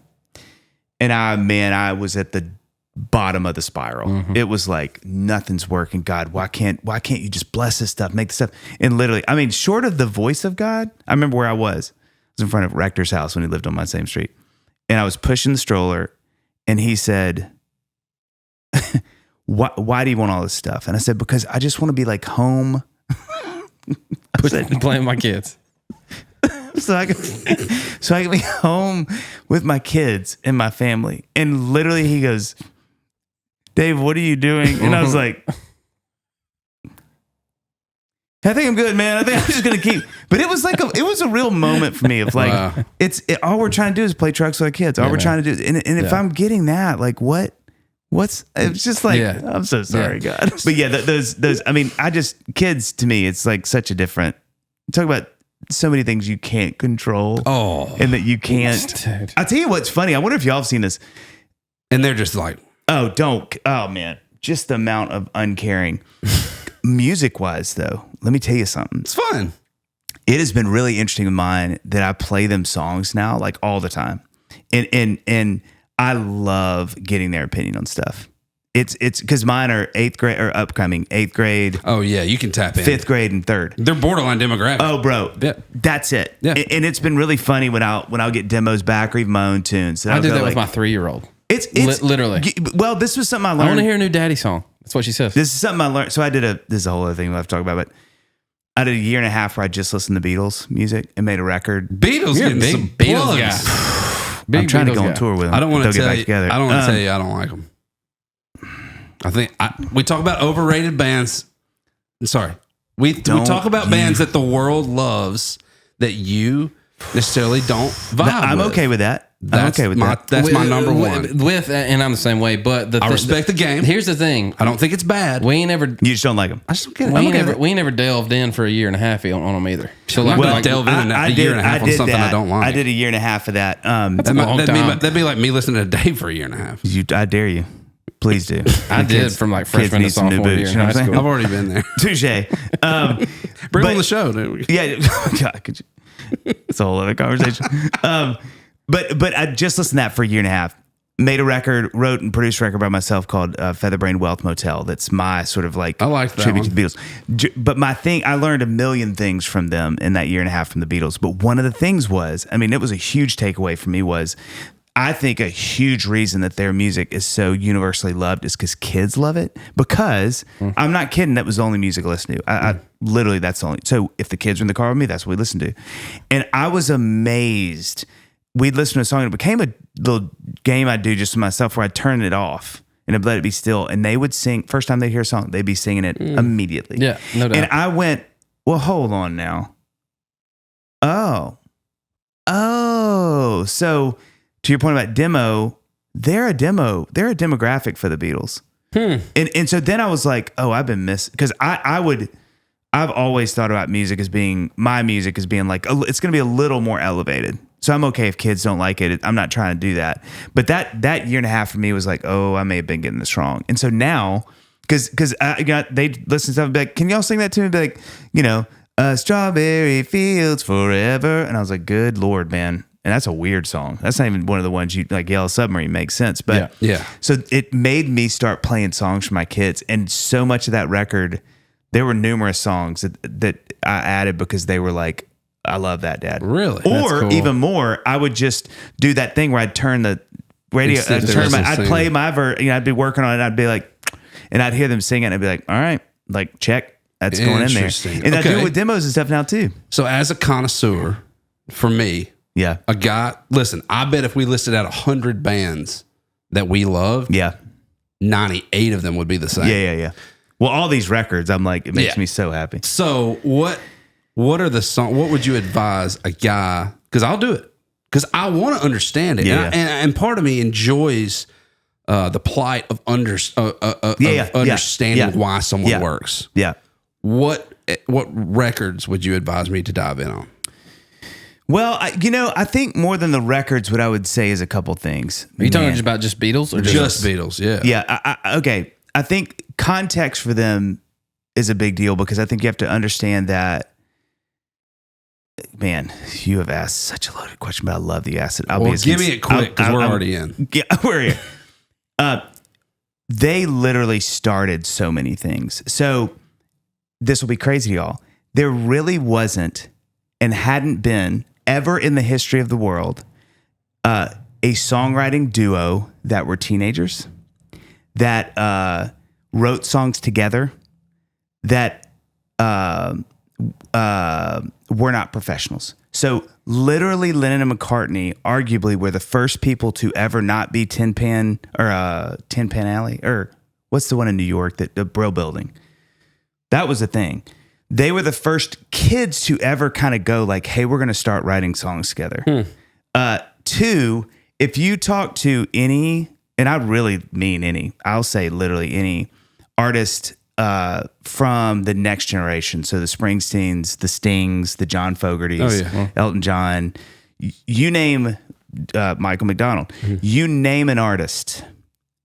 I'm 90% sure that they will tell you the reason they started playing music was because of Beatles, because it was brand new. Yeah. When they went on the Ed Sullivan Show, literally people were like, this is we can do that? Yeah. I know those guys. Like, those are guys I went to school with, like, can I write my own songs? They talk about guitar sales and stuff after that. Like it started popular music. Wow. Because that was not a pedigree. Like I've listened to interviews with Fogerty, with Sting.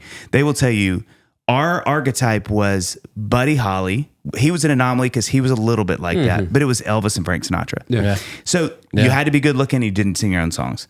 They were the first people that ever went. Not only they were. So they were arguably attractive. like the 60s, 70s Nirvana. They were, and so not only did they start that, they arguably started genres of music. Wow. Because had there ever really been hard rock before Helter Skelter? Not really. Had there ever been song production they literally started production in the studio.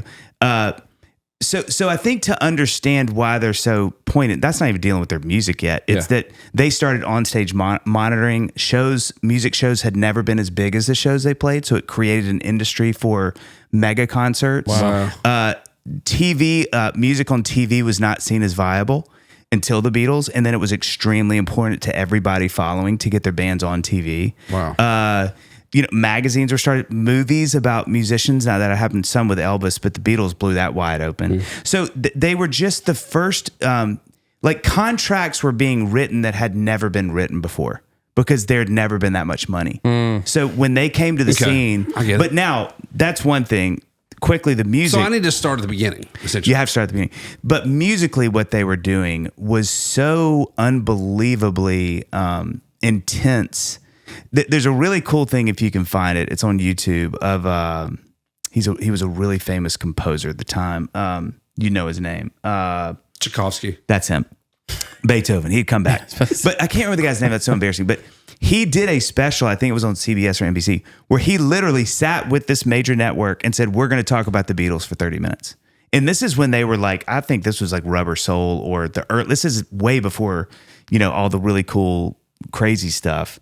And this guy literally says, you have to understand, we are witnessing one of the greatest musical moments in the history of time with these two kids. Like what they're doing musically. And he sits at the piano and be like, this is obscene what they're why would you do that? And they're just going, this is what we write, it's fun. And so that's really good. That's really good. So I think just musically, this is what I did with a lot of my friends because they were always like, why are you on and on about this? And they love the Beatles. I was like, just pick 5 of their songs starting really like Sgt. Pepper on and learn them, and I promise you'll go, wait, it does what? And they were doing that as teenagers. Whoa, that song changes keys 3 times, and I know. I mean, like with Penny Lane, it does the walk down, and it turns the 1 major into a 1 minor for the chord. You're just like, what? And it made sense, and too. that is the tip of the iceberg for those guys. So I think musically what they did is they just took everything and stretched. They were just like, this is what we're going to make pop music now. And everybody was like, oh, like you can have a wholly orchestrated song, Eleanor Rigby, be a pop song with nothing but a vocal and strings. Like that wasn't a thing. So I think what was fun for me, and this is the best way to end this thought, as a songwriter was going, oh, no. Like, I love being in Nashville. I love what I've learned. But if anything, if I'm not careful, it's constricted how I think about writing songs. Which is okay, because sometimes, you're trying to do a fixed thing. Yeah. But it was like if I had 6 colors I'd bring into a co-write, and even, especially with my own music, they were like, brother, we're talking about 300 box Crayola. Like, have fun with this. Get weird. Because all that they wanted to do is, if it's good, it justifies itself. Whatever you've done to make it good doesn't matter because it's good. And so if you want to change the tempo, change the key, stop the song in the middle. Like if it's good, nobody will care. And I think that was really interesting to me. Be like, I love those rules. Those rules make me really happy. Dang. Because then it goes from like sold me a little bit. Well, and I think just sit, because I've said this. I will sit in rooms where I'm like, that feels like too much. Or why are we doing that? Or whatever. It turned that on its head. I mean, yesterday I wrote, and we changed the key in the bridge, and that's only because I was like, hey, what if we? And the guys were like, well, let's do that. And it was like, this is weird and awesome. But I think that, you think of that sort of lineage of thought and you're like, oh man, I want to keep that alive. I want to keep this. Yeah, absolutely. You look at the guys like Marcus Hummon. Yeah. That brother's doing that. I mean, when you learn his songs, you're like, wait, what is that chord? He changed the key in the middle of the verse, whatever's happening. Yeah. I think it's that's the school that I really adhere to, that I want to keep going, especially my artistry, but I think they just, for me, it was like, I know this sounds probably weird, but I bought 2 pictures. It's really cool that you can go to these sites and buy like originals. Like somebody takes the film and they keep printing from the original film. Cool. And one of them is a picture of them from their, Sgt. Pepper release party. And then one is from when they were filming Help, the movie. And I know this sounds crazy, but I keep in my room just because I want to see that. I want to remember that's always a possibility. Totally. Like you can get it's as weird as you want. Too, and it takes you back to being 18, 19 years old. And that's it. That's the best way I can explain it. When I made that record, it literally felt like every time I went to my room, I was like, cook it up. Let's see what happens today. Because it wasn't like, man, keep it here. It was like, in fact, I was like, no, we're trying to explode the box every moment of every song. And so making the record was really fun because I kind of had this checklist of things in my brain. I actually wrote them down, but it was like, okay, it has to at least change the key once, change the tempo, add at least a chord. This is a crazy stat. Something like if they wrote, I'm going to get this wrong, but it's close. They wrote 188 songs that they released or whatever. 160 of them change key or have a chord that's not appropriate for the key they're in. Interesting. That's 20 songs that don't. Or like whatever, 30 songs. So you just kind of go like, man, the world's your oyster. Just like go, if it's good, True it justifies creativity. itself. If it's good, it doesn't need a reason to do what it did. I like that. If it's good, it stands on its own. It does, man. And I think that's that's what's so fun about learning, like physically learning their songs. Because I bought books that I put around the house of their chords. And I would just go, okay, I want to learn this today. And I'm telling you, I'd go, Do you have kids? I do. I don't see Seems them like much. you have a lot of I don't see them time. much. A lot more time than I have. Well, that's a whole other conversation. But You're a bad dad. That's what I was in prison for a couple years. I'm a bad dad. Shooting a movie. Yeah. But I would just find myself like, if I got stuck, I'd go, okay, I'm gonna learn "Lucy in the Sky with Diamonds," and dude, that song will split your brain in half. What's happening that you don't know is happening, and that's their genius to me. Is that you are just sitting there enjoying the whole thing, and they're going, I've added 9 chords in the last 3 bars you didn't even realize were happening because the melody is so amazing. Good luck. Okay, you got me. know? I'll try it out. It's I'll try great. It out. I'll try it out. I think- Context helps for sure. Well, the conversion to me is it really is learning the songs, because I think once you get them under your hands and you start looking at going like, oh my God, that's that chord. Yeah, That's that chord. I can do that, and it still makes sense. Oh, they did this. It is a mind f. I mean, it's like, it's really fun, and I think especially I've encouraged all my writing friends to do it, especially guys who've done it for a while, because I think it's just easy to get into those things as a writer where you're like, well, this is my old toolbox, and it's great, and that's what I bring every day. Yeah, absolutely. And it just, for me, it just deconstructed that whole thing. It was like, no, man, why don't you have a knife and a putty knife and then throw a paintbrush in there? And what about some tape? I was like, yeah, I love all that. Let's do that, Cool. I'm glad I asked. You're that. actually not. You're No, like, that I'm took gonna too try much it. I'm gonna try it out. I really am. I'm gonna try it, and if I can't make it through it, I'll say, hey man, I can't make this through. And then you go, oh, try this. Yeah. Okay. Yeah, it's yeah. You also made me want to write songs with you, man. Maybe we should do it. Hey, what's next for Dave Barnes, dude? What you got coming? What's What do going? I got going on? You know what I mean? Coffee, a podcast. Yeah, Time out. Ray, are you good for a little while? You got to go somewhere. Okay, we're good. we love Ray. Shout out to Ray. Shout out to Ray. Keeping it New guy, clean. Ray. Keeping it Man, sounding he's- good. Give me a sound, Ray. I knew it was always gonna be that that one. I knew it was gonna be that one. Beat selector. Give Dave a sound. That's fair. That's the sound of all the people clapping at my shows. Oh. Well, that was good. I appreciate that. I like that he took his time. was Yeah, really man. trying- Just You had to Google that one. I think so. Right now, I've been. This has been really fun, actually, and I've been encouraging all of my writer friends to do this. That can sing, because y'all can. This has been such a fun project, and I'm not telling you. I'm kidding y'all. I've been encouraging all my friends to do it. I wanted to put out music this year, but I'm working on kind of my second Beatles inspired thing. But I'm letting it kind of marinate more. The first one, it was a blitzkrieg. I was just like, let's go. Yeah. This one, I'm kind of having more fun and taking my time with it. And I'm not sure that the DSPs are the way I want to release this record, because it's a whole thing. And I feel like people are a little more picky about wanting to hear a song at a time, or, singles or whatever, where this is like, you're dropping like 12 songs. Somebody's like, ooh, that's a lot. So I was like, all right, how can I release songs this year? And I was like, you know what? And I wanted to keep the budget like crazy low, because, it's just trying to get spins on Spotify so hard, for me at least. And you can keep it respectively low at this point. And so what I did is I was like, you know what I'm going to do? I'm going to spelunk my writer catalog and find all those songs that I was always like, why didn't they cut that? And I cut them. Yeah. And so this year, what I've done is every month I've released a song that it's going to waterfall, as we call it in the artist world, into an album called The Songs That Got Away. And it's just once a month has been songs that I wrote for somebody and loved it, and they just didn't ever get around to cutting, and I've cut them. And it has been so much fun. Yeah, that's fun. That's fun. Because you love these songs. Y'all know, everybody's got probably 20 or 30 of those over your career where you're like, man, and it just feels kind of vindicating. You're just like, well, at least now it's out in the world and people can hear it, I like it. Yeah. And the way you keep the budget down, which has been really cool, is like, one, either I've just done all the stuff in my spot and, it's just done and there it is. Or, you already sang on it. You got the demo. And so I just go to the producer like, hey, let's just do it. Let's just talk about a piece of the, the master. And everybody's been awesome. Like, yeah, man, just like give me a piece of that. And because it's already done, it's not like I didn't work on it. And then I get them mixed. But it's been so fun. It's been really cool to kind of see. Yeah, that's cool. And I think too, as an artist, it's fun because some of them are like not my vibe at all, and I think it's fun for people that listen to kind of go, oh, yeah, it's cool to hear you kind of sing a song like that. One of them, I wrote a song with Maggie Rose. And God, talk about a vocal cool mamacita monster. That chick is she was one of the first. She was literally one of the first people I ever saw play a listening room show. And that would have been a mistake. Like, the same thing. I was like, oh my god. Let's get on back to West Tennessee. She's a freak.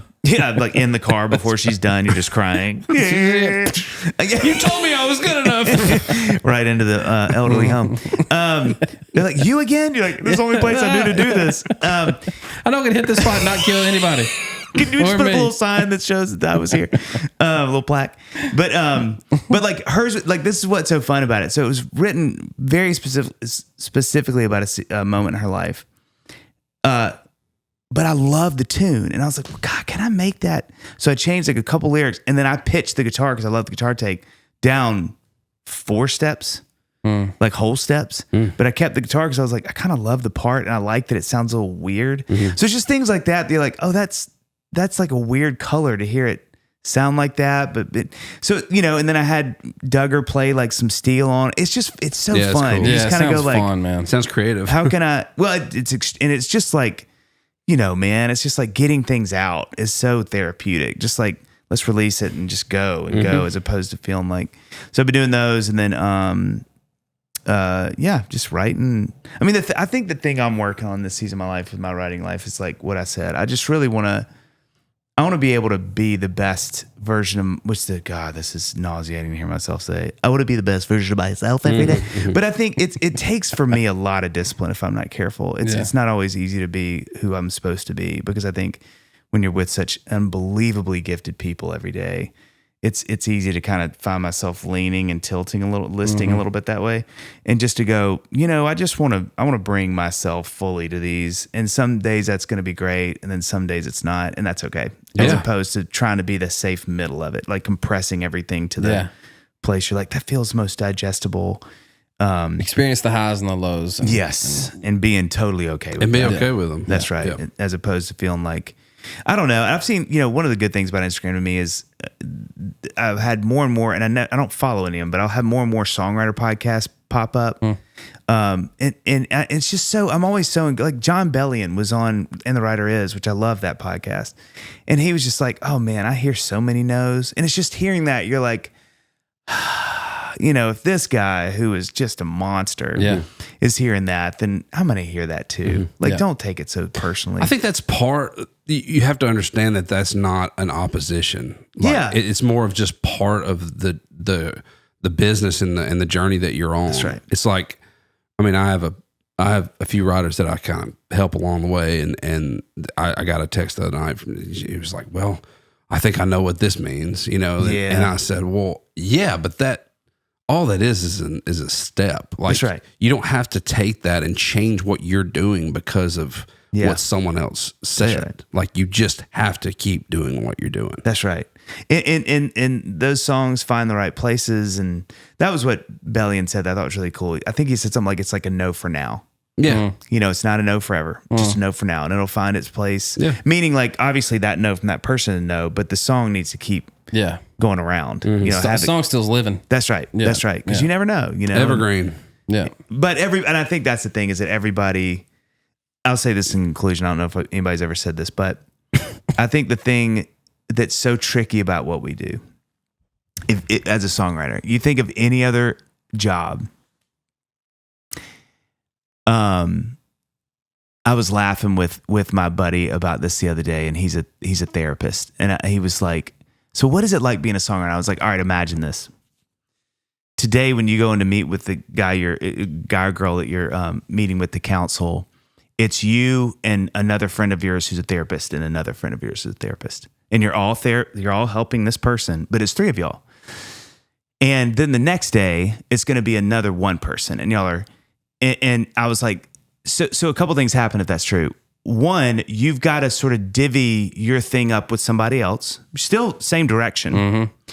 But you're also, before you go on, you're probably catching up. And at some point, inevitably, they're going to talk about something that's working for them. And not because they're being braggadocious, but because that's true. And it's all they have to talk about. And it's what you talk about. And so they're going to go, oh man, we just signed on and we opened our practice in Jolton. And it's doing really well. And we got 3 or 4 therapists. And you're like, wow, man. And then boom, you're on. And then now you're there. And the next day you got another guy. And what are you doing? Oh man, dude, this is crazy. We just got a spot in 30A. And you're like, got another one. Man, I would love to have and I said, Santa our Rosa? job is this weird.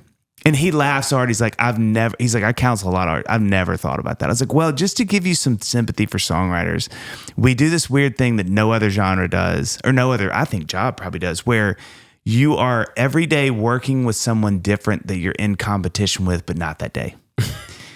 And it is a mind F if you're not careful. That's so good. Because every day, and again, a couple things are going to happen. You're going to be and you're going to sit in someone's glory. You're going to sit and watch someone do what they do incredibly well. You're going to, again, catch up, which is you need to do. I'm never in a room with somebody. I'm like, dude, you're kind of being a jerk. I'm like, I asked you how it's going, and you said, man, this has been tough. This has been good. But what's hard about what's good is it's the same thing I'm trying to do. Yeah. So, just it's what's not good for me usually. It's what's good for you is not good for me. And I think what's crazy about our job is like, that's every day. Yeah. And so I think sometimes people are like, man, why do you feel like that's so hard? I'm like, it is hard in some really unique, bizarre ways because I'm not just sitting with someone who's really good at what I do every day. I'm hearing how that thing is changing their life and what's great about that and the things that they're acquiring or going to do or living in Spain for the summer or whatever. And it's just, you've got to have this weird like vulnerability with armor. Yes. And so it's just it's a weird job to do that with. And so I think you have to drop it at the door when you walk out of that. And that's it. And Because you're going to do it home, if you take that home, it'll eat you alive. and you're going to do it again tomorrow. Yeah. And so I think I have to work on that. I really have to be careful that I don't take in. I mean, you said it so well. I don't take in the wrong things and I don't leave with the wrong things.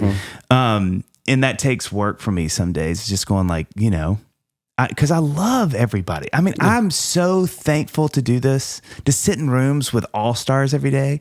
But I think I'm very fickle to not think that's going to start to barnacle on you a little bit, where you start carrying that weight. And then, 6 months later, you're like, I hate everything. Yeah. I want you to lose. And you 6 to months lose. later, I do that every week. So, I think that's what I'm trying to have discipline about these days, which I think as I've gotten older, it's getting a little easier. And I'm less like, I feel like I'm a little less like that than That's I great used to be. stuff. But That's great stuff. That It's was still there. We got to get out of here. That was fun. That was fun. Dude, Please come back. Yeah, he's got to do the gravorite. Done. Do your gravorite. Please come back Do because your we have gravorite. so much. We didn't even. Can you do only- it? well, this is the problem. I'm too talkative. I feel No, like every are time, you kidding? feel like every That's time I'm on amazing podcasts, stuff. they're like, well, 30 minutes. I'm like, you think it's 30 minutes? Yeah. Just wait till I that get was started. that was. I mean, I was in the whole time. Well, it was this. You guys are at the weird like Venn diagram of so many things that I love. And so when y'all asked me to come on, I was like, I don't think they understand what they're getting into. Have you ever caught a fish in your life? Yes. Boom. That's Well, I all we lived in need. Mississippi. All right, let's I get to lived in gravorite. There's some outdoors for you. Oh my gosh. There's like 10,000 hunters out there listening to this. Like, when is he going to talk about turkey? They hunting? just got it right there. How much turkey hunting you been doing lately? Give me a turkey call. Here you go. You know Yeah. what? Turkey. Get down on turkey, this. Turkey. Blow turkey. that thing. Blow that thing. Yeah, totally. This boy the last time. First time. Don't. Was that good? It's too much. What is that? That's probably North Arkansas. Yep. That's Little John, and it does between. It can go. Oh man! All right, give him that guitar. Play us a song out. Okay, so Play us a song out. here's what I'm gonna show y'all. How did I know you were going to have something to say? like a song. Okay, Play your gravorite, man. What you were going to do? You mean hold the phone for you? You can see the chords? just have a step down, right? Yeah. I'm about to I think stretch. so. I got capos if you need them. No, I don't. Y'all may know this one. Oh, he's going to play his song. Oh, you want me to play somebody else's song? No, You do can play this whatever one. you want to play. I No, wanna do hear this one. This one moved me this morning. I'll say this. And the reason it did is because when it was a giant hit, I was like, that's awesome. And it hit me even then. It was an impactful song. But I have not heard this song in probably 5 or 6 years. Definitely since I've well, it's been longer than that because I don't know that I've really listened with my ears listening without kids and stuff in the car to it in probably 10 years. And it hit me different because I'm married now and I occasionally cheat. No, not cheat. No. No. What if you said that? I don't. Just stone face. Never now I don't and then, do that. you know. But every now and then it gets a little heavy. Oh yeah, man. Marriage gets a little heavy. Oh yeah. If I'm being completely honest and vulnerable. Yeah. And it honestly awoke a little thing in me that and maybe you can call this God, you can call it whatever you want. That was like, it's time to treasure your wife a little bit more. Man. It's time to get back to realizing what a gift that she actually is to you. Yeah, man. Because I think we get so caught up in the like keeping everybody alive. Yeah. That we completely miss out on the fact man. that when you first met this person, they were an absolute treasure. And they still are. She still is that treasure. Yeah. I just need to do a better job of valuing that. Yeah. And I plan on putting that to practice here lately. And it's because of this tune. And I'm serious. Come on, man. Look at you blessing Play me that. right now. Play it, boy.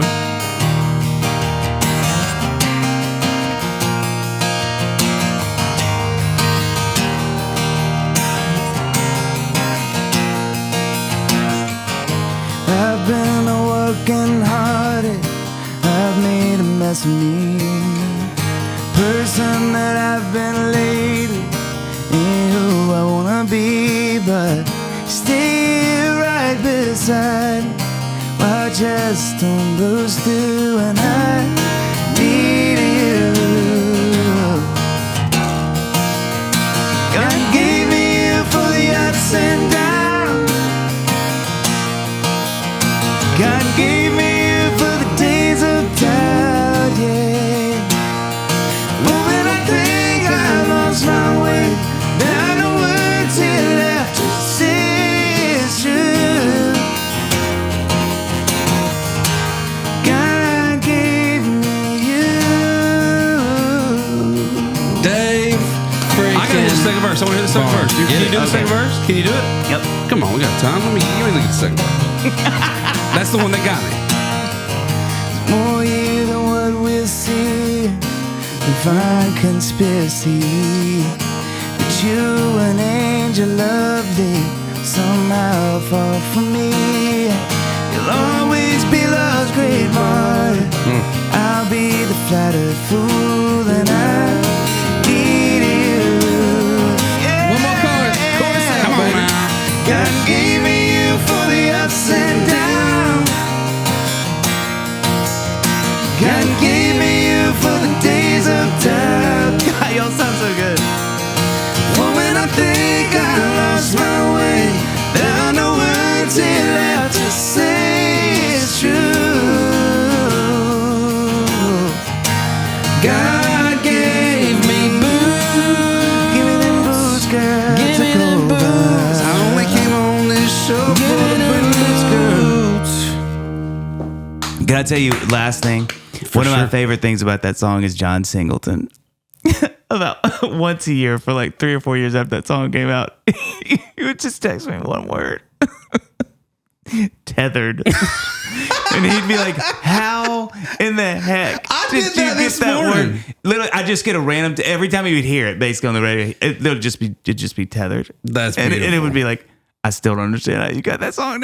John hangs on. He'll hang on to a word. If you get a word in a song, then he'll hang on to it. You know what drives him nuts about ours? We had a song called "The Kind of Love We Make," and it says passion. Oh yeah, oh yeah. He's like And the hook. passion. Oh yeah. passion, passion. It's just one word. Don't you love that?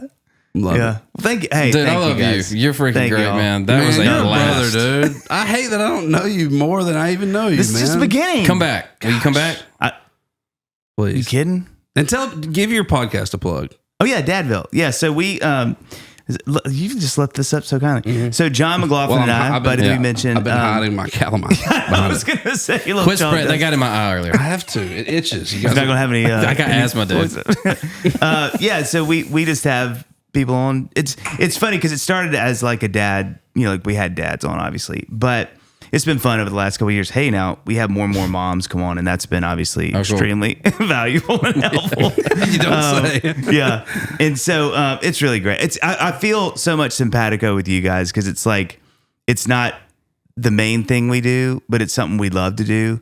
And because it's such a fun hobby, we just love doing it. I mean, we especially when we have what we call like pros on, where it's like somebody who's written a book on like childhood development or like anxiety in children or whatever. Those are the ones Such that are really a learning fun. moment. Yeah, because it's like you're just quiet. You let them talk. Okay, I know I keep doing this. I know this is super long.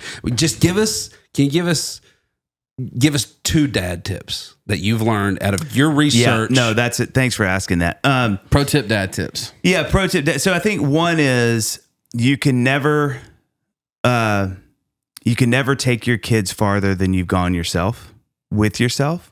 Okay, So I I need some think explanation on that. so the work that we do on ourselves, like getting better, getting healthy, knowing our strengths and our weaknesses, whatever that work is, that's as far as we can take our kids to.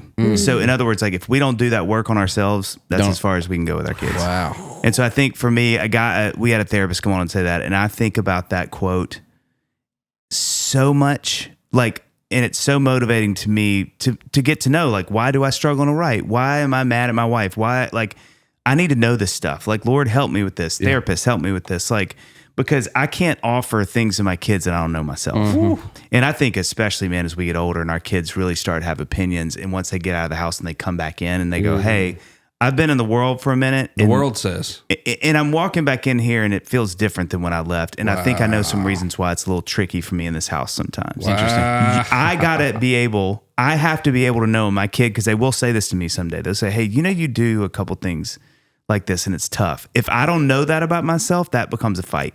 And how could you be that disrespectful? You don't talk to you. How are you going to tell me? Yeah. But if I know, oh man, no, I'm so sorry. I do that. And I know I do that because I've done the work to know I do it. But if I don't know that's a beef that may never get resolved. And that's where you see kids like, I don't want to be here anymore, man. Because if I can't tell you what's true about yourself. Because I don't understand you. If you don't know what's true about yourself and I'm having to tell you what's true about yourself, that's not my job as a kid. Woo. That's your job, Dad. That's your job. That's good. So I think that's one. And I think the other thing is just apologizing, man. Like as a parent, like when you're wrong, tell your kids you're wrong. Like and tell them you're sorry. Like say, I'm sorry, and have them say, I forgive you. Like that's big stuff. And so I think, Yeah. woo. No, you're right. But I think that's something that Annie and I, we really work on that. It's like, how do like when we're wrong, square up with your kids, like get down on the knee and go, hey buddy, come here. Like Daddy got mad and he yelled at you and that's my fault. You understand? Will you tell Daddy? It's like, whoo, hearing your kid forgive you is like some powerful stuff. No, you're right, man. So I think that those two things that's where I feel like, you guys may feel this way with this podcast, but like it's a cheat code for me and John. Cause like, when you're getting wisdom like that, it's like, that's some valuable stuff, no doubt, all under man. the guise of like silly, fun podcast stuff. Yeah. My daughter dropped her Lego set the other day and she went back she was so upset about it. So much. She's 6. She went back in the back room. And normally I would have been like, hey, come on, it's Legos. Forget about it. Come eat your cut up hot dogs, Yeah. And, because you got to cut up hot dogs. Shout out Steven Wilson. Yeah. Choking hazard if you don't. Yeah, choking hazard apparently. So I go back to her room and I said, you know what? I'm going to try to handle this differently. And I think it was just impressive. God, just don't be the mad dad. Yeah. Maybe try to get on her level for a second. Yeah. I walked back there and I sat on her bed and she was literally just sitting there crying. And I just put my arms out and she hugged me and I said, hey, I got an idea. What if I help you build it back together? Wow. I said, we'll make it better. And she sits back and goes, it was perfect the way it was, Daddy. I don't want better. I just want it the way it was. Oh my gosh. And she's like, why are you grabbing your guitar? You're like, just give me 1 second. I did write that down on my phone. Don't even think about it. But think about what that means, man. Yeah. I don't want better. I just want it the way it was. Yeah, it was such a reflective moment in my life as far as like what I ask for all the time. When all she really needed was a little help, a little support, and we're back on the horse. Yeah. And I think if I can give any advice at all, sometimes like we tough dads need to kind of put it down for a minute and just get on their level. Literally, I saw the same thing, and and it said the same. It's like next time that your kid is screaming and losing her mind, throwing a tantrum on the ground, it's easy to go, hey, get up. Come on. We don't act like that. Get up. When literally they can't hear you. Yeah. Because inside their brain, one, they're screaming verbally, but inside their brain, it's chaos, man. Yeah. What was compelling to me, though, was that how much that meant to her. Even though in real life, I'm up here thinking about bills, not keeping my kids alive. I mean, literally, if you're not on, they can die at this point, anyway. And she was hurting over dropping her Lego set. But I'm going to tell you something. It opened my eyes that even the little things to them are huge things. And we should treat those things as big things. That Lego set turns into a broken heart. That Lego set turns into a job. And if she can't come to you in a moment of pain and feel your arms around her, where's she going to go? Well, and that's something that same therapist said about you can only go as far as, take kids as far as you've gone. He said, one of the questions your kids will always ask is, will you be with me in this pain? Will you be with me in whatever? Will you just be with me? Get out of here. Well, and I don't need you to fix it all the time. I just want you, will you just be with me in hard things? Yeah. And I think for you to sit on your bed with your little girl, it's showing her like, yes, I will be here. And I think that's one of the funniest things about being a parent is we really do overcomplicate it because we think at what we know about life at that level. Yeah. And that's not, they just, are you around? Are you available? Will you throw the ball with me? Will you play Legos?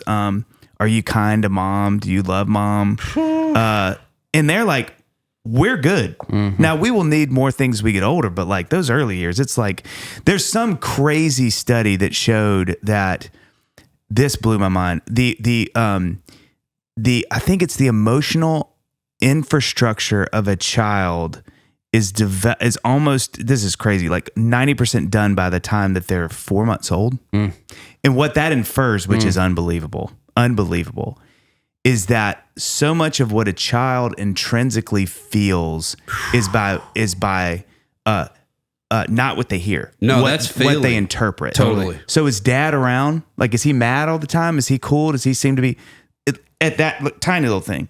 And then that from there on is how informs like how they kind of are in the world. Ooh.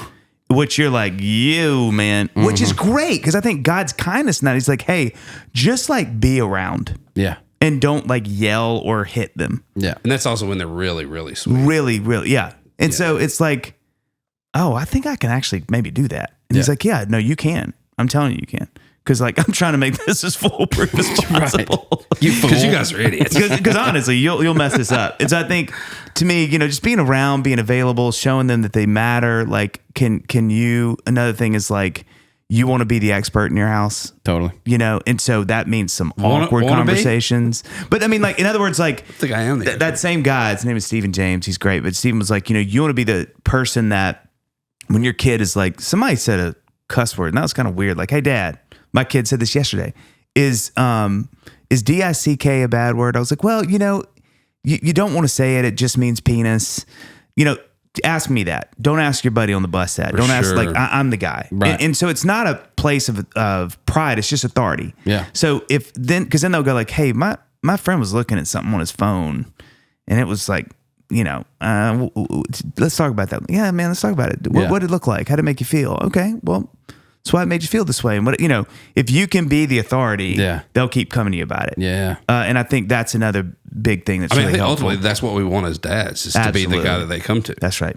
With everything. Which is going to be awkward, and that's a lot of weird. Saddle up. Yeah. But I think if you can get to that place, you're like, okay, we're going to have some really, and not overreacting, or not going, why'd you look at that? Sure. Or like, why are you hanging out with those kids? Right. All right, we'll get to that, but let's talk about that first. Like, thank you for coming to me about that. Yeah. This is what that means, and that's what that is. And so I think those kind of things, I just don't, it's not easy, but it's definitely not as hard as we can make it. I think, especially in those early years of just being around, being available, being kind, being, That's why I was talking to, I was talking to Casey Beathard about that. And before I even had kids, man, I was like, man, I'm so, because as a dad, especially, you feel that like your authority, you're the leader of the house, and you want to say the right things. You want to do all the perfect things to raise your child the exact way. And I asked him, I was like, I don't know what to say. Like and he was like, it's not. He's like, you're not going to raise them by telling them the perfect thing all the time. He's like, you're going to raise them by taking them to the corner store where you get a biscuit and you sit on the porch and you watch everybody come in, and she says hi and waves, and everybody says, hey, how are you? And how do you treat the guy that served you the biscuit? No doubt, man. No matter how they look, no matter what color they are, Yeah. like all of those things. And he's like, that's how you raise them. That's exactly is you right. just show them. It's you just so much is caught, not taught. yeah. And I think like remembering like, which is so terrifying, because then all of a sudden it's like, oh man, they're listening, they're watching. Like, Yeah. that's most of what they're taking on. It's not what you tell them, but it's what you're showing them by how you live. Absolutely. And I think that's really encouraging, but scary too. But it's like, okay, I think I can do that probably. You know, Barnes with the Nuggets. Dude. Thanks for coming. You're awesome. Thank you. You're the man. man. Thank you. I You're wish awesome. we could go another 4 hours. Come back. we will Do it again. We will some other Yeah. time. Please. Thanks for hanging out in God's country. We'll check you next time. See you. Peace.